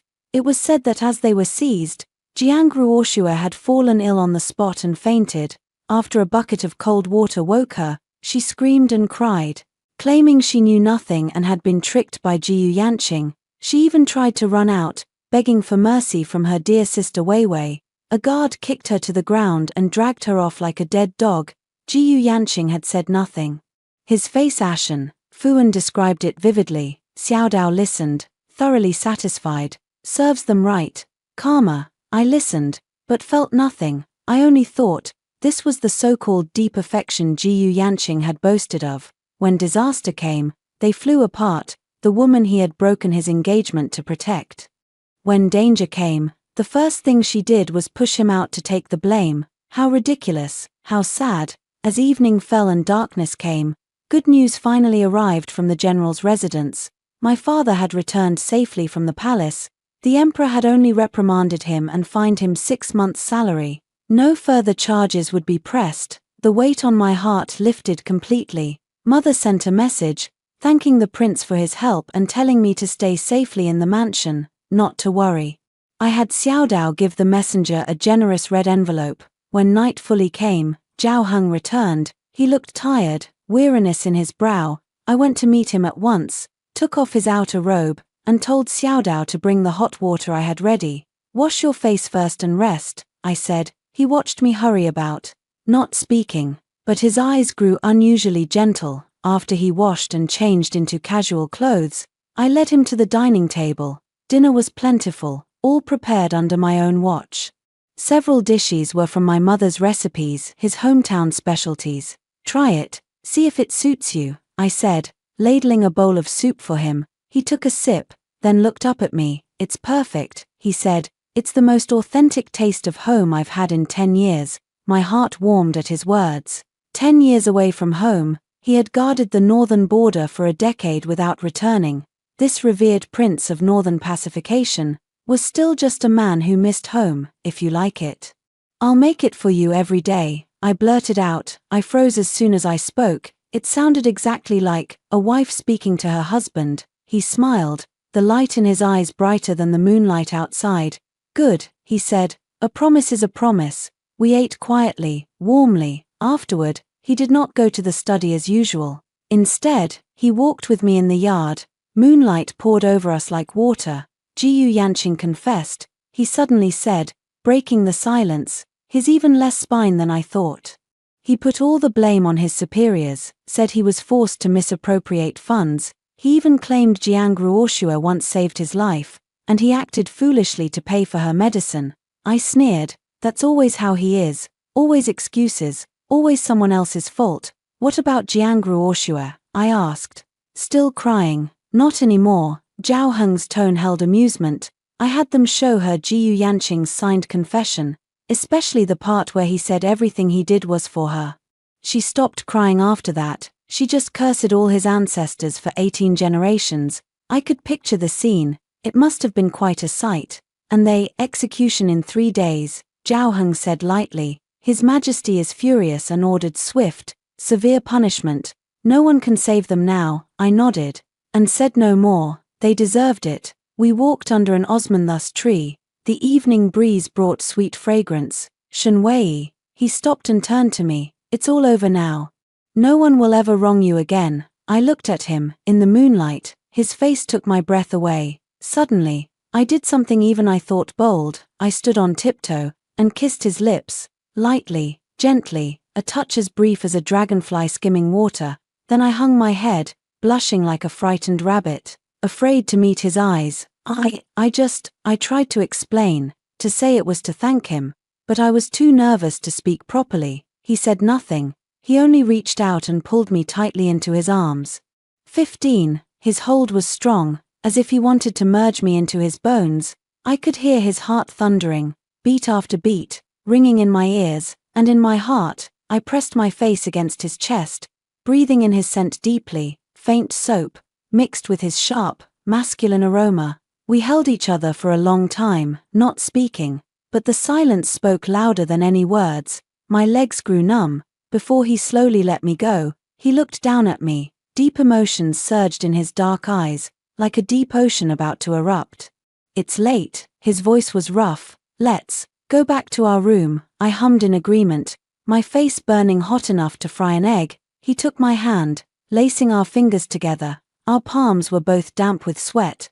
I couldn't tell whose was whose. Back in the room, he did not sit and read as he had the past few nights. He followed me behind the screen. Hot water had already been prepared, steam curling upward. He put his arms around me from behind, resting his chin on my shoulder. Warm breath brushed my neck, making me shiver. "Wei," he whispered my name, his voice muffled and blurred, holding back desire. "Help me." My body went rigid, my mind went blank. I felt his hot hands cover my waist, slowly tightening through the thin fabric. I was so nervous I forgot to breathe. He seemed to sense my stiffness, and stopped. He sighed, burying his face in my neck and taking a deep breath, as if drawing strength, trying to calm himself. "Never mind," he said after a long while, his voice low. "I'll do it myself."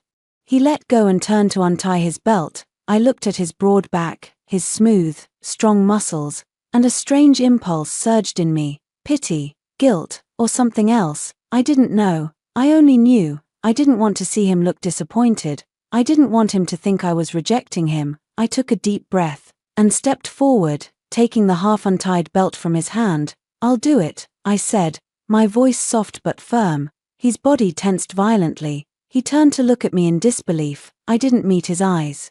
I only lowered my head and clumsily unfastened his complicated buttons. My fingers trembled, several times. I brushed his burning skin. Each touch sent a jolt through both of us, making us shiver at the same time. Finally, the belt came loose. His black outer robe slipped off his shoulders, revealing the white inner garment beneath. I didn't stop. I kept untying the inner robe strings. This time, he did not stop me. He only stood quietly, letting me peel away his layers, and my own defenses. When he stood before me bare-chested, I finally gathered the courage to look up. His body was even better than I had imagined. Broad shoulders, narrow waist, even, firm muscles, covered in scars large and small, sword wounds, arrow wounds. Each was a fierce medal, telling of his great battles. My heart ached. I reached out, my fingertips gently touching the longest scar on his chest, stretching from his left shoulder to his abdomen, nearly splitting him in two. "Did it hurt?" I whispered.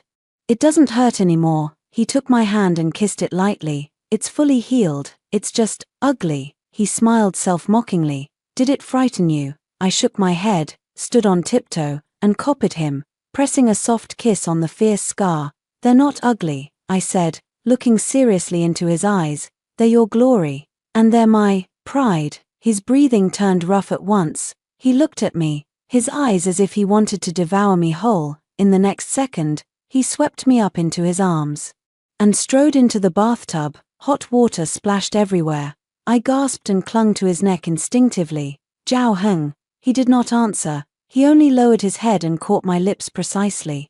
This kiss was nothing like any before. It was no longer tentative, no longer gentle. It was filled with possession and hunger, like a long-gathering storm, swallowing all my senses. I was left dizzy and weak, holding on to him like driftwood, letting him take whatever he wished. That night was long, yet short. The red candle burned out. Dawn came. I was so tired I could not move a finger. As I drifted into sleep, my last thought was, Mother was right, the Prince of Northern Pacification was indeed a very normal man, almost too normal, in fact, 16. When I woke the next morning, my whole body ached, as if run over by a carriage. I shifted and felt myself locked in a burning hot embrace. I opened my eyes and met Zhao Heng's smiling gaze. He had long been awake, lying on his side, watching me without blinking. Morning. His voice was lazy and satisfied. My face burned bright red in an instant. The wild, shameful scenes from the night before flooded my mind uncontrollably. I buried my face in the quilt, afraid to look at him. He chuckled low, the vibration of his chest traveling through the quilt to my face. Is the princess shy? He asked, already knowing the answer.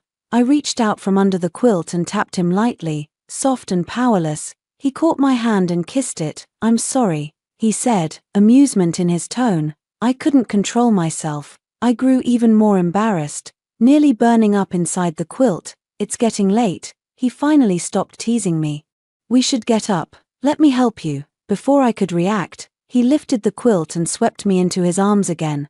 I yelped and clung to his neck. I can do it myself. Are you sure? He raised an eyebrow, his gaze flicking meaningfully to my sore waist. I fell silent at once. He carried me behind the screen, and dressed me himself. His fingers were long and steady, skilled at untying belts, yet clumsily endearing when dressing me. Several times he tied the buttons wrong. I laughed at his earnest, helpless expression. He smiled too, lowering his head to kiss my forehead. It seems I need more practice. His words were ambiguous and matter-of-fact. I blushed and let him arrange me. It was a new feeling, strange, but not unpleasant, a strange, sweet warmth of being cherished. At breakfast, Fuan and the servants looked at me differently. If before it had been respect, now it was respect mixed with awe, and a quiet, knowing joy. I could feel it. My position as princess had truly become secure.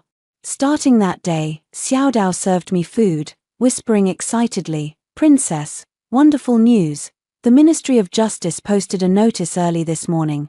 Jiyu Yanqing and Jiang Ruoshua will be executed at noon in 3 days. My chopsticks paused. So soon? The notice lists all their crimes clearly. Embezzling flood funds, using shoddy materials, causing the dam to break, drowning hundreds. And Jiang Ruoshua was never sick, she faked it. She bribed a doctor to make false records just to trick Jiyu Yanqing. The whole capital is talking about it. Everyone calls them shameless adulterers and evil beasts. Xiao Dao spoke with great satisfaction. I listened calmly. I see, I replied lightly, and continued eating. Those people, those things, they were all in the past. Whether they lived or died no longer concerned me. My life should no longer be occupied by such filth. Zhao Heng seemed busy. After breakfast, he went to his study again. With nothing else to do, I formally took over the mansion's inner affairs. I called for Fuan, and spent the whole day going over all the mansion's staff and accounts. Fuan was truly an excellent steward. He ran the mansion perfectly. Still, there were small, long-standing trivial problems. I pointed them out one by one and gave solutions. Fuan's gaze changed from careful inspection to surprise, finally to complete trust and admiration. Princess, you are truly wise and quick-witted, he praised sincerely. With you here, the mansion is blessed, and His Highness is blessed. I smiled. You flatter me, Steward Fu. I will still need your help in the future. In the evening, Zhao Heng returned. As soon as he entered the room, he saw me bent over a pile of account books by candlelight. He frowned, walked over, and took the book from my hand. That's enough for today, he said. Don't tire yourself out. I didn't marry my princess to be my accountant. I stood up and stretched my stiff neck.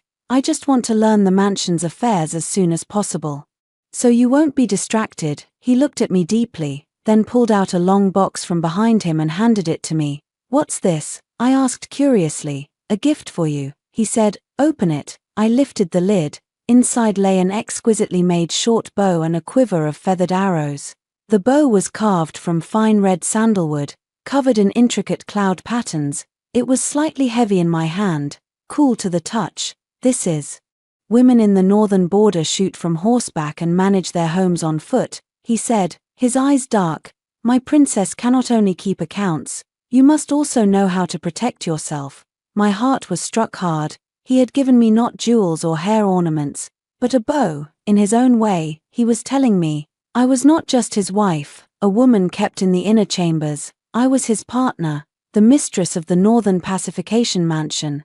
Do you like it? He asked. I nodded hard. I like it, very much. He smiled, a smile like ice melting, like spring arriving. Another day, I'll teach you to ride and shoot, he said. Okay. I held the bow close, as if holding the whole world.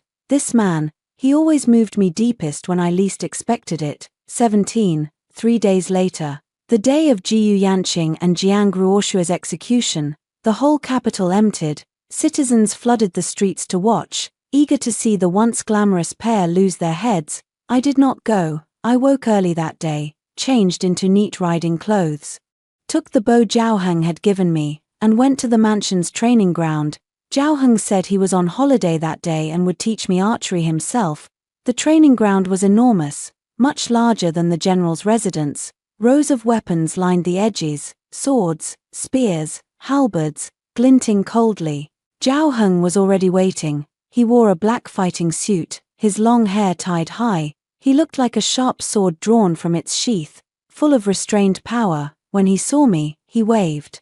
Come here. I walked over. He took the bow from my hand. Watch carefully. The most important thing in archery is steadiness, steady hands, steady heart. He demonstrated as he spoke, drawing the bow, narking the arrow, aiming, his movements smooth and perfect. Whoosh, the feathered arrow cut through the air, and struck the red center of the target 100 paces away. The fletching still trembled. I stared, dumbfounded. That's amazing, I praised sincerely. He smiled and handed me the bow. Your turn. I copied him, clumsily taking up the bow and arrow. It was heavier than I expected, the string harder than I imagined. I used all my strength and only managed to pull the bow halfway. My arm shook uncontrollably. Zhao Heng stepped behind me, wrapped his arms around me from behind, his chest pressed firmly against my back. Warm breath brushed my ear. Don't be nervous, he whispered. Relax. His large hands covered mine, guiding me to adjust my posture. Straighten your waist. Keep your arm level. 3 points, 1 line. Mind and body as one. His voice had a calming power. My tense body slowly relaxed. With his help, I finally drew the bow fully. Good. Just like that. Release. I let go.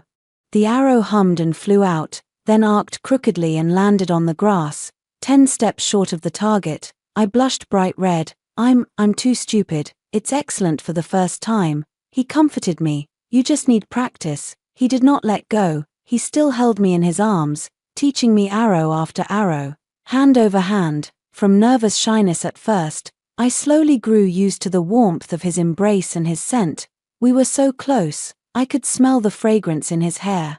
Feel the vibration of his chest when he spoke. Sunlight fell over us, warm and soft. I even forgot what day it was. I forgot that, at that very moment, on the other side of the capital, 2 people were facing death. Not until noon passed, did Fuan send a messenger to report. It was all over, clean and quick. I lowered the bow and breathed out deeply. The last shadow in my heart vanished with their deaths. I could finally, completely, say goodbye to the past. In the afternoon, Mother came.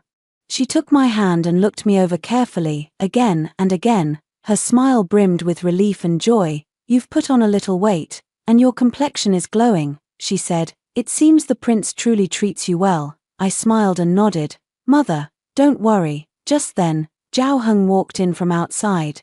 He greeted her with a bow. Mother-in-law. Mother quickly told him to rise. The way she looked at him was full of gratitude and approval. Your Highness. Wei Wei has been spoiled by us since she was little. If she's ever thoughtless, please bear with her. You honor me too much, mother-in-law. Zhao Heng glanced at me, his eyes soft. Wei Wei is perfect. I am the one who is fortunate to marry her. I never expected him to say something like that in front of my mother. My face heated up. Mother beamed from ear to ear. She stayed for dinner before leaving. Before she departed, she pulled me aside and slipped a small booklet into my hand. What's this? I opened it doubtfully, then snapped it shut at once. My face burned as if dripping blood. It was filled with all kinds of indecent, posture drawings. "You're married now, no need to be so shy," Mother chided gently. "The prince is in his prime. You must tend to him properly, bear children for the mansion soon, and your position will be secure." I squeezed the booklet so tight my knuckles whitened, wanting to sink into the ground. After seeing Mother off, I returned to the chamber and hid the booklet under my pillow like a thief. My heart thumped wildly, as if a rabbit were trapped inside. When Zhao Heng came back that night, I was pretending to read, but my eyes kept drifting toward the pillow. "What are you reading?" He walked up beside me, so absorbed, nothing. I closed the book guiltily. He eyed me suspiciously, then walked straight to the bed as if he'd found something new. He lifted my pillow. The scorching hot album lay exposed before him. I yelped and lunged to grab it. Too late. He picked it up and flipped through it with great interest, nodding as he read. Mother-in-law is thoughtful. This position, not bad. We can try it tonight." My mind buzzed and went blank. 18. That night, I learned exactly what it meant to have dug my own grave. Zhao Heng was like a boy with a new toy, eagerly pulling me to study every page of the booklet Mother had given me, from start to finish. The next morning, I slept straight past midday. When I woke, my waist felt broken. The culprit, Zhao Heng, had already left for court, refreshed and energetic. Only a note remained, his bold characters leaping off the paper. "The princess has worked hard. You are granted a day of rest." I crumpled the note in anger. That bastard. Taking advantage and still acting smug. The days that followed were peaceful and sweet. Zhao Heng truly took more practice to heart. By day, whenever he was free, he took me to the training ground, teaching me to ride, shoot, even simple self-defense. By night, he dragged me into all kinds of academic discussions, draining every bit of my energy. My riding and archery improved rapidly. My body grew stronger and healthier under his care. Still, when I caught Xiaodao and the others looking at me with that knowing, ambiguous gaze, my face still burned. I thought such days would last forever. Until that day, an urgent military report, racing 800 li from the northern border, shattered all peace. Zhao Heng came back very late that night. His face was graver than I had ever seen it. I went to meet him and took his outer robe. A faint smell of blood reached my nose. "What's wrong?" My heart tightened. He did not speak. He only took my hand and led me into the study. Inside stood a dust-covered messenger, wounded. At the sight of us, he dropped to one knee at once. "Your Highness, Princess, urgent news from the northern border. The Wuhuan tribes around Mount Yang have torn their covenant and invaded south in force. They've captured 3 of our border towns. General Zhu, vice commander of the northern camp, fell in battle, covering the people's retreat." The messenger's voice was grief-stricken and urgent. My mind buzzed. The Wuhuan, savage, fierce nomads from the grasslands, burning, killing, looting without mercy, the greatest threat to the northern border. A few years ago, Zhao Heng had personally led troops and crushed them, forcing them to sign a 10-year peace treaty. Who knew that after only a few peaceful years, they would return? "I understand." Zhao Heng's voice was ice-cold. "Go and rest." He dismissed the messenger, then turned and stood before the huge military map for a long, long time. The vast northern lands stretched across it like a sleeping giant. Now that giant was being provoked and torn apart. I walked to his side. Looking at the names stained red with blood on the map, my chest tightened painfully. You have to go north, don't you?" I whispered. He did not turn around. He only hummed in assent, his voice heavy and stifled. I had always known this day would come. He was the Prince of Northern Pacification. His duty was to guard the vast lands of Great Yang, to protect the millions on the border. He could not stay in the capital forever, living a quiet life with me. I just never thought it would come so soon. "When do you leave?" "At dawn tomorrow," he said.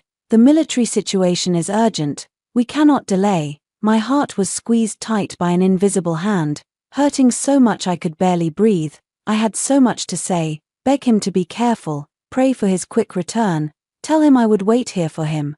But in the end, only 3 words came out. "I'll wait." He turned and crushed me into his arms. So hard it felt like he wanted to merge me into his bones. "Wei Wei," His voice held a faint, unnoticeable tremor. "I'm sorry." I shook my head and buried my face in his chest.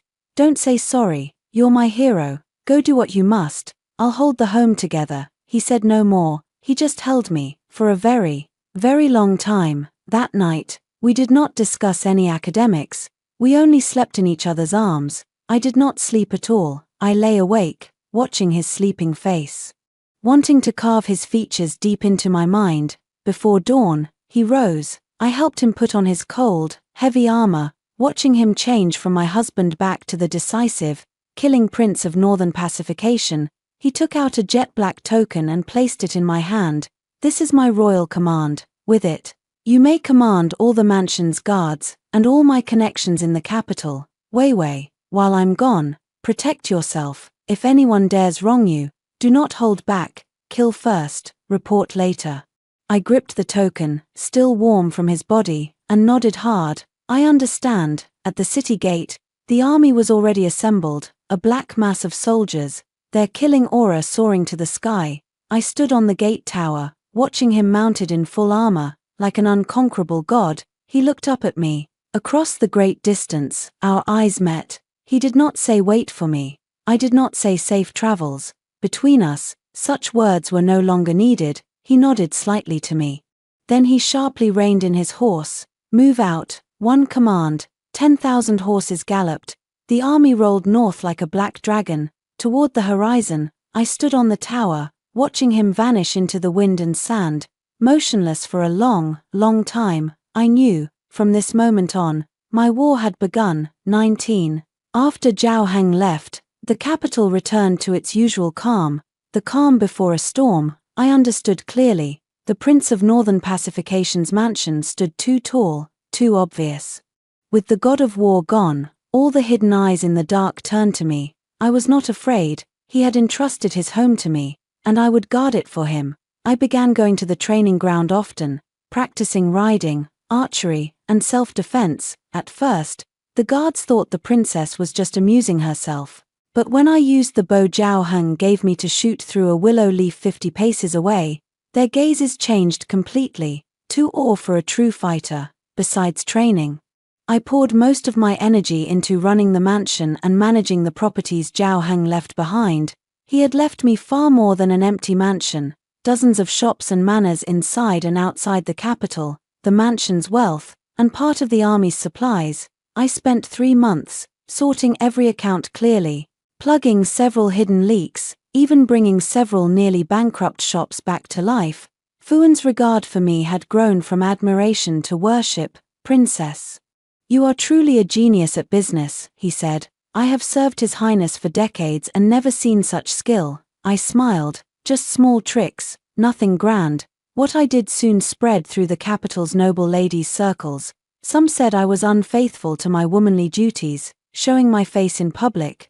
Some said I overstepped my place, wanting to imitate the Empress Wu. Some said I was emptying the mansion while the prince was gone to move everything back to my maiden home. Rumors spread. All kinds of filthy words. I knew someone was pushing this from behind, trying to break me with public opinion. That day, an edict arrived from the palace. Her Majesty the Empress was holding a flower viewing feast in the imperial garden, inviting all titled ladies of the first rank in the capital, including me. Xiaodao was worried. "Princess, could this be a trap? Even if it is, I must go," I said calmly. "If I stay away, I'll only confirm those rumors. I want to see exactly what tricks they plan to play." On the day of the feast, I wore the formal crimson robes of a prince's wife, with a golden phoenix hairpin atop my head, escorted by Fuan and a squad of the mansion's personal guards. I arrived in the prince's carriage, grand and imposing. My entrance drew every eye. The noble ladies clustered together, pointing and whispering, their gazes full of jealousy and disdain. I paid them no mind, walking straight to my seat and sitting down. The feast began. Music and dance filled the air, peaceful on the surface. After 3 rounds of wine, a lavishly dressed young woman walked toward me with a cup. She was beautiful, but arrogance oozed from her brows. I knew her, the Empress's own niece, Princess Anli. It was said she had long coveted Zhao Heng, swearing she would marry no one else. before he left for the border, she had even begged the emperor to let her reward the army in the north, only to be sharply rejected. Princess of Northern Pacification, she stood before me, looking down her nose. I've heard much of you. Seeing you today, you are indeed extraordinary. The word extraordinary dripped with innuendo. I sat still and lifted my eyes. Does Princess Anli have something to say? Hardly a direction. She laughed lightly. I'm just curious. His Highness is far away fighting for our country, his return unknown. The princess sits alone in her chambers. Surely you grow lonely at night. Her words were frivolous and vicious. The surrounding ladies muffled their snickers. I did not grow angry. I only looked at her calmly. You need not concern yourself with me, Princess. His Highness and I may be 1,000 li apart, but our hearts are one. As for you, you are no longer young, yet still unmarried. I suppose none of the capital's talents meet your standards, or is it that you crave someone you cannot have? My words pierced her sore spot like a needle. Princess Anli's face turned pale. What nonsense are you talking about? She shrieked in rage. I was showing you kindness, and you repay me with ingratitude. Guards, she suddenly shouted. I suspect the Princess of Northern Pacification is colluding with rebels in the north, sending secret letters. Search her, now. Several nurses behind her lunged at me like tigers. Everyone at the feast froze. No one expected her to go this far, searching a prince's wife in public. It was grinding the face of the Northern Pacification mansion into the dirt. I watched them coldly, not moving an inch. Just as their hands were about to touch me, I slammed the table. Insolence. My voice was not loud, but it carried the authority of one long used to power, and a sharp, killing aura I had learned from Zhao Heng. The nurses froze, afraid to advance. I stood slowly, pulling a jet-black token from my sleeve, holding it high. The prince's order is here. Who dares take another step? The token, representing the prince's supreme authority, glinted coldly in the sun. Princess Anli's face drained of color. She had never imagined Zhao Heng would give me his royal token. Seize her. I pointed at her, assaulting the princess, slandering a prince, plotting treason. Take her into the mansion's cells at once, to await His Highness's judgment. As my voice fell, the mansion's guards drew their swords in unison. In an instant, they surrounded Anli and her servants. The cold glint of blades blinded everyone present. The entire imperial garden fell silent, save for Anli's terrified screams. 20. The Empress was alarmed. She hurried over, and at the sight of the tense standoff, her face turned ugly. Stop, she shouted sharply. All of you, stop this instant. The mansion's guards did not move. They obeyed only one person, me. The bearer of the prince's token, Shen Wei. The Empress turned to me, her eyes furious and icy. How dare you, using private soldiers inside the palace? Do you intend to rebel? I met her gaze, calm and respectful. Your Majesty, this concubine dares not. I am only fulfilling the prince's orders before he left, to protect the mansion's honor and the princess's safety. Princess Anli publicly slandered me, and accused His Highness of colluding with the enemy. These are crimes punishable by the execution of 9 clans. If I did not defend my innocence, how could I answer to your Majesty, or to the whole realm? When the prince returns victorious, my words were flawless, elevating a private grudge to a matter of state and loyalty. The Empress was left speechless, her face flushing red and pale. Princess Anli was her only niece, her clan's last hope. She could not let me take her away. Insolence, she trembled with rage. You are using this as an excuse to settle personal scores. Guards, seize the Princess of Northern Pacification. The imperial guards beside the Empress moved. The mansion's guards raised their swords in response. The two sides faced off in the garden, the tension at its peak. At that critical moment, a majestic voice boomed from afar. Stop! It was the Emperor. He wore bright yellow dragon robes, walking slowly with his head eunuch. Everyone knelt. Your Majesty. I put away the token and knelt in curtsy. Rise, he said. He stepped between us, his gaze sweeping over me, the Empress, and Anli, his face unreadable, drawing swords in my garden. What sort of example is this? His voice was soft, but carried crushing weight. The Empress and Anli dared not speak. Empress, You tell me, what is the meaning of this? The emperor turned to her. She quickly repeated Anli's story, exaggerating every word. Your Majesty, I only feared for His Highness's reputation abroad. This Shen woman behaves improperly, my niece kindly warned her, and she, oh, the emperor raised an eyebrow, then looked at me, Princess of Northern Pacification, what say you? I recounted the whole truth calmly, without embellishment, without anger, only facts. Your Majesty is wise. Princess Anli demanded to search me with no proof. If I had backed down today, I would have admitted to treason. My own innocence is small, but the prince's reputation and the morale of hundreds of thousands of soldiers on the border, those are great. I dare not disrupt the army or harm the state for personal feelings. The emperor fell silent. He looked at me deeply, his gaze sharp and penetrating, just as it had been in the Golden Hall. After a long while, he suddenly smiled. A fine princess of Northern Pacification, reasonable, calm, unyielding, with you guarding the rear for the prince, I am at ease. When he spoke, the empress and Anli's faces turned ashen. The emperor was openly siding with me. As for Anli, his gaze turned icy, spreading rumors, stirring trouble, insulting your aunt, confined to her residence for 3 months to reflect. Empress, you have failed in your duty, half a year's salary forfeited. The punishment seemed light, but it declared to everyone, the Princess of Northern Pacification was not to be humiliated. I thank your Majesty's grace. I bowed. The storm ended. I left the palace with my guards. I knew this was not over. The Empress and Anli would not stop. They would only strike in darker, crueler ways. Sure enough, half a month later, a memorial reached the emperor.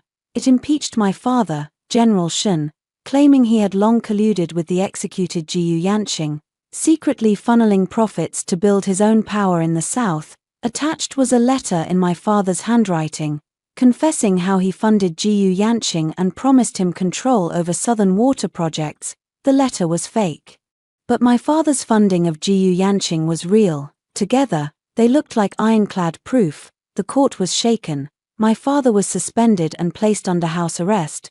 When I heard the news, my hands and feet turned cold. They moved fast, and every strike was lethal. They could not reach me. So they went after my family. I immediately sent men to trace the letter's origin, but the trail was spotless. I understood. This was a huge net, woven for me, the Shen family, and Zhao Heng.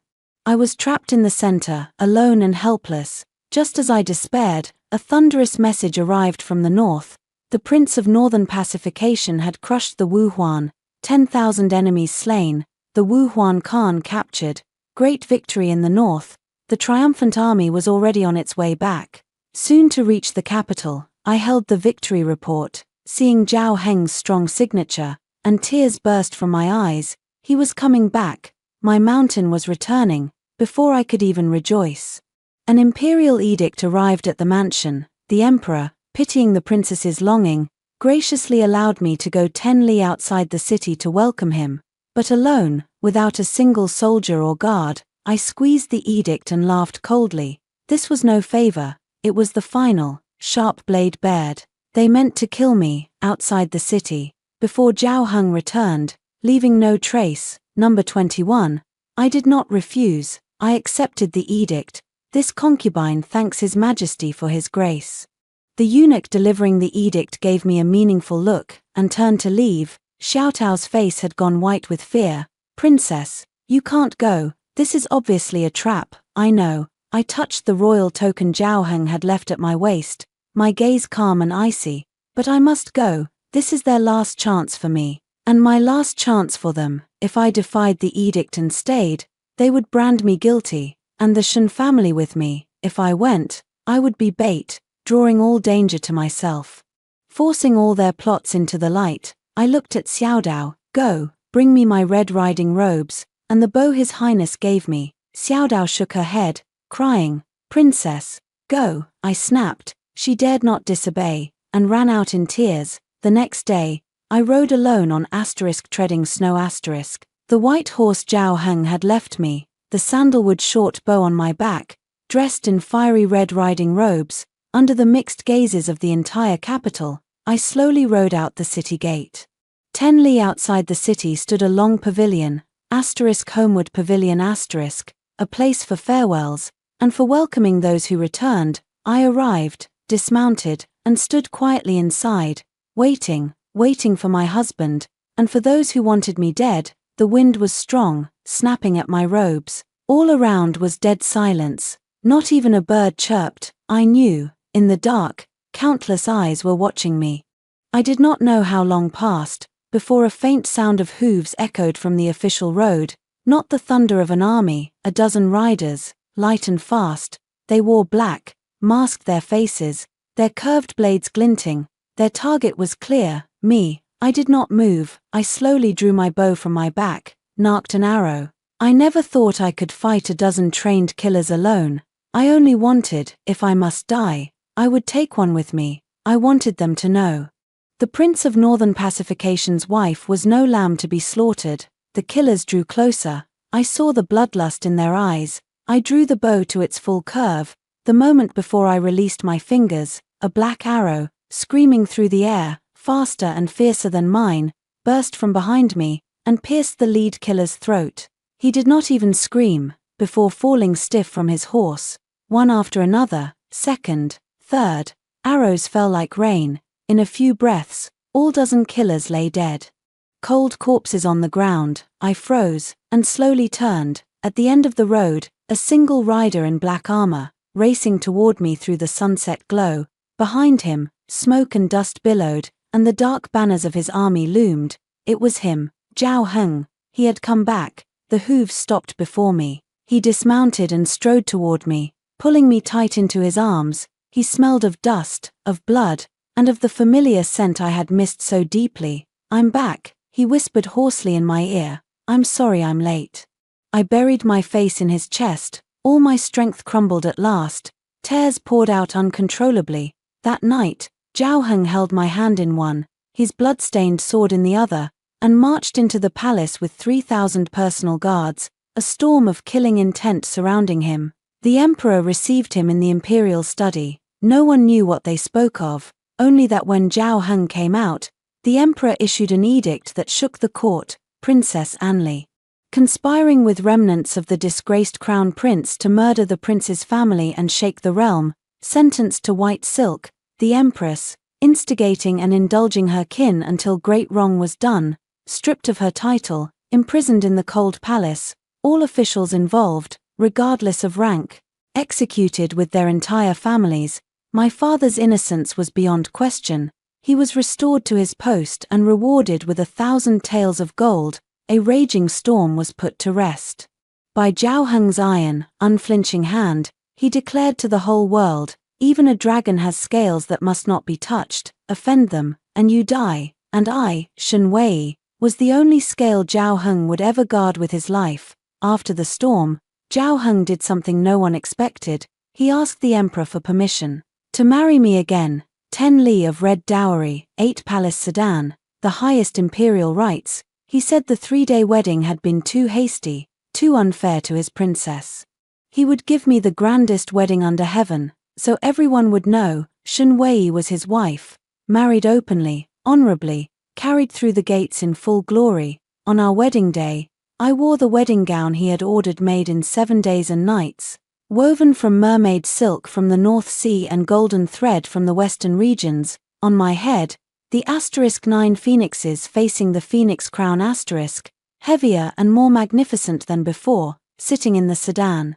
I heard the thunder of music and the cheers of the people. It felt like another lifetime. Last time I sat here, my future was unknown, full of fear. This time, my heart was full of peace and joy. I knew, beyond the sedan was my home, and the man who would shield me from every storm. We bowed to heaven and earth. The ceremony was complete. I was led to the bridal chamber. This time, he did not make me wait. Soon he entered, smelling faintly of wine. He lifted my red veil and stared at my face in the candlelight, lost, for a long while. "Wei Wei," he whispered, "you are so beautiful tonight." He pulled an old, worn brocade box from his chest and opened it. Inside was a box full of colorful candy wrappers, and one dried, shrunken candy, treasured for 10 years. 10 years ago, he said, I crawled out from a pile of corpses, wanting nothing more to do with this world. Then your candy came. It made me realize there was still sweetness in life. I wondered then. What kind of little girl would give all she had to a stranger she didn't know? I searched for you for a long, long time, until the day in the Golden Hall, I saw you. I knew I had found you, found the sweetness I lost 10 years ago. Tears spilled down my cheeks again. He wiped them away in a panic. Don't cry, don't cry. Today is our joyous day. He lowered his head and kissed my tears away. The kiss grew deep and burning. He lifted me and carried me to the wedding bed. Embroidered with dragons and phoenixes, princess, he laughed hoarsely in my ear. A night of wedding bliss is worth 1,000 pieces of gold. Tonight, shall we review that little booklet again? Outside, the moon shone soft. Inside, red candles burned bright. I knew our life together, from this night on, had only just truly begun.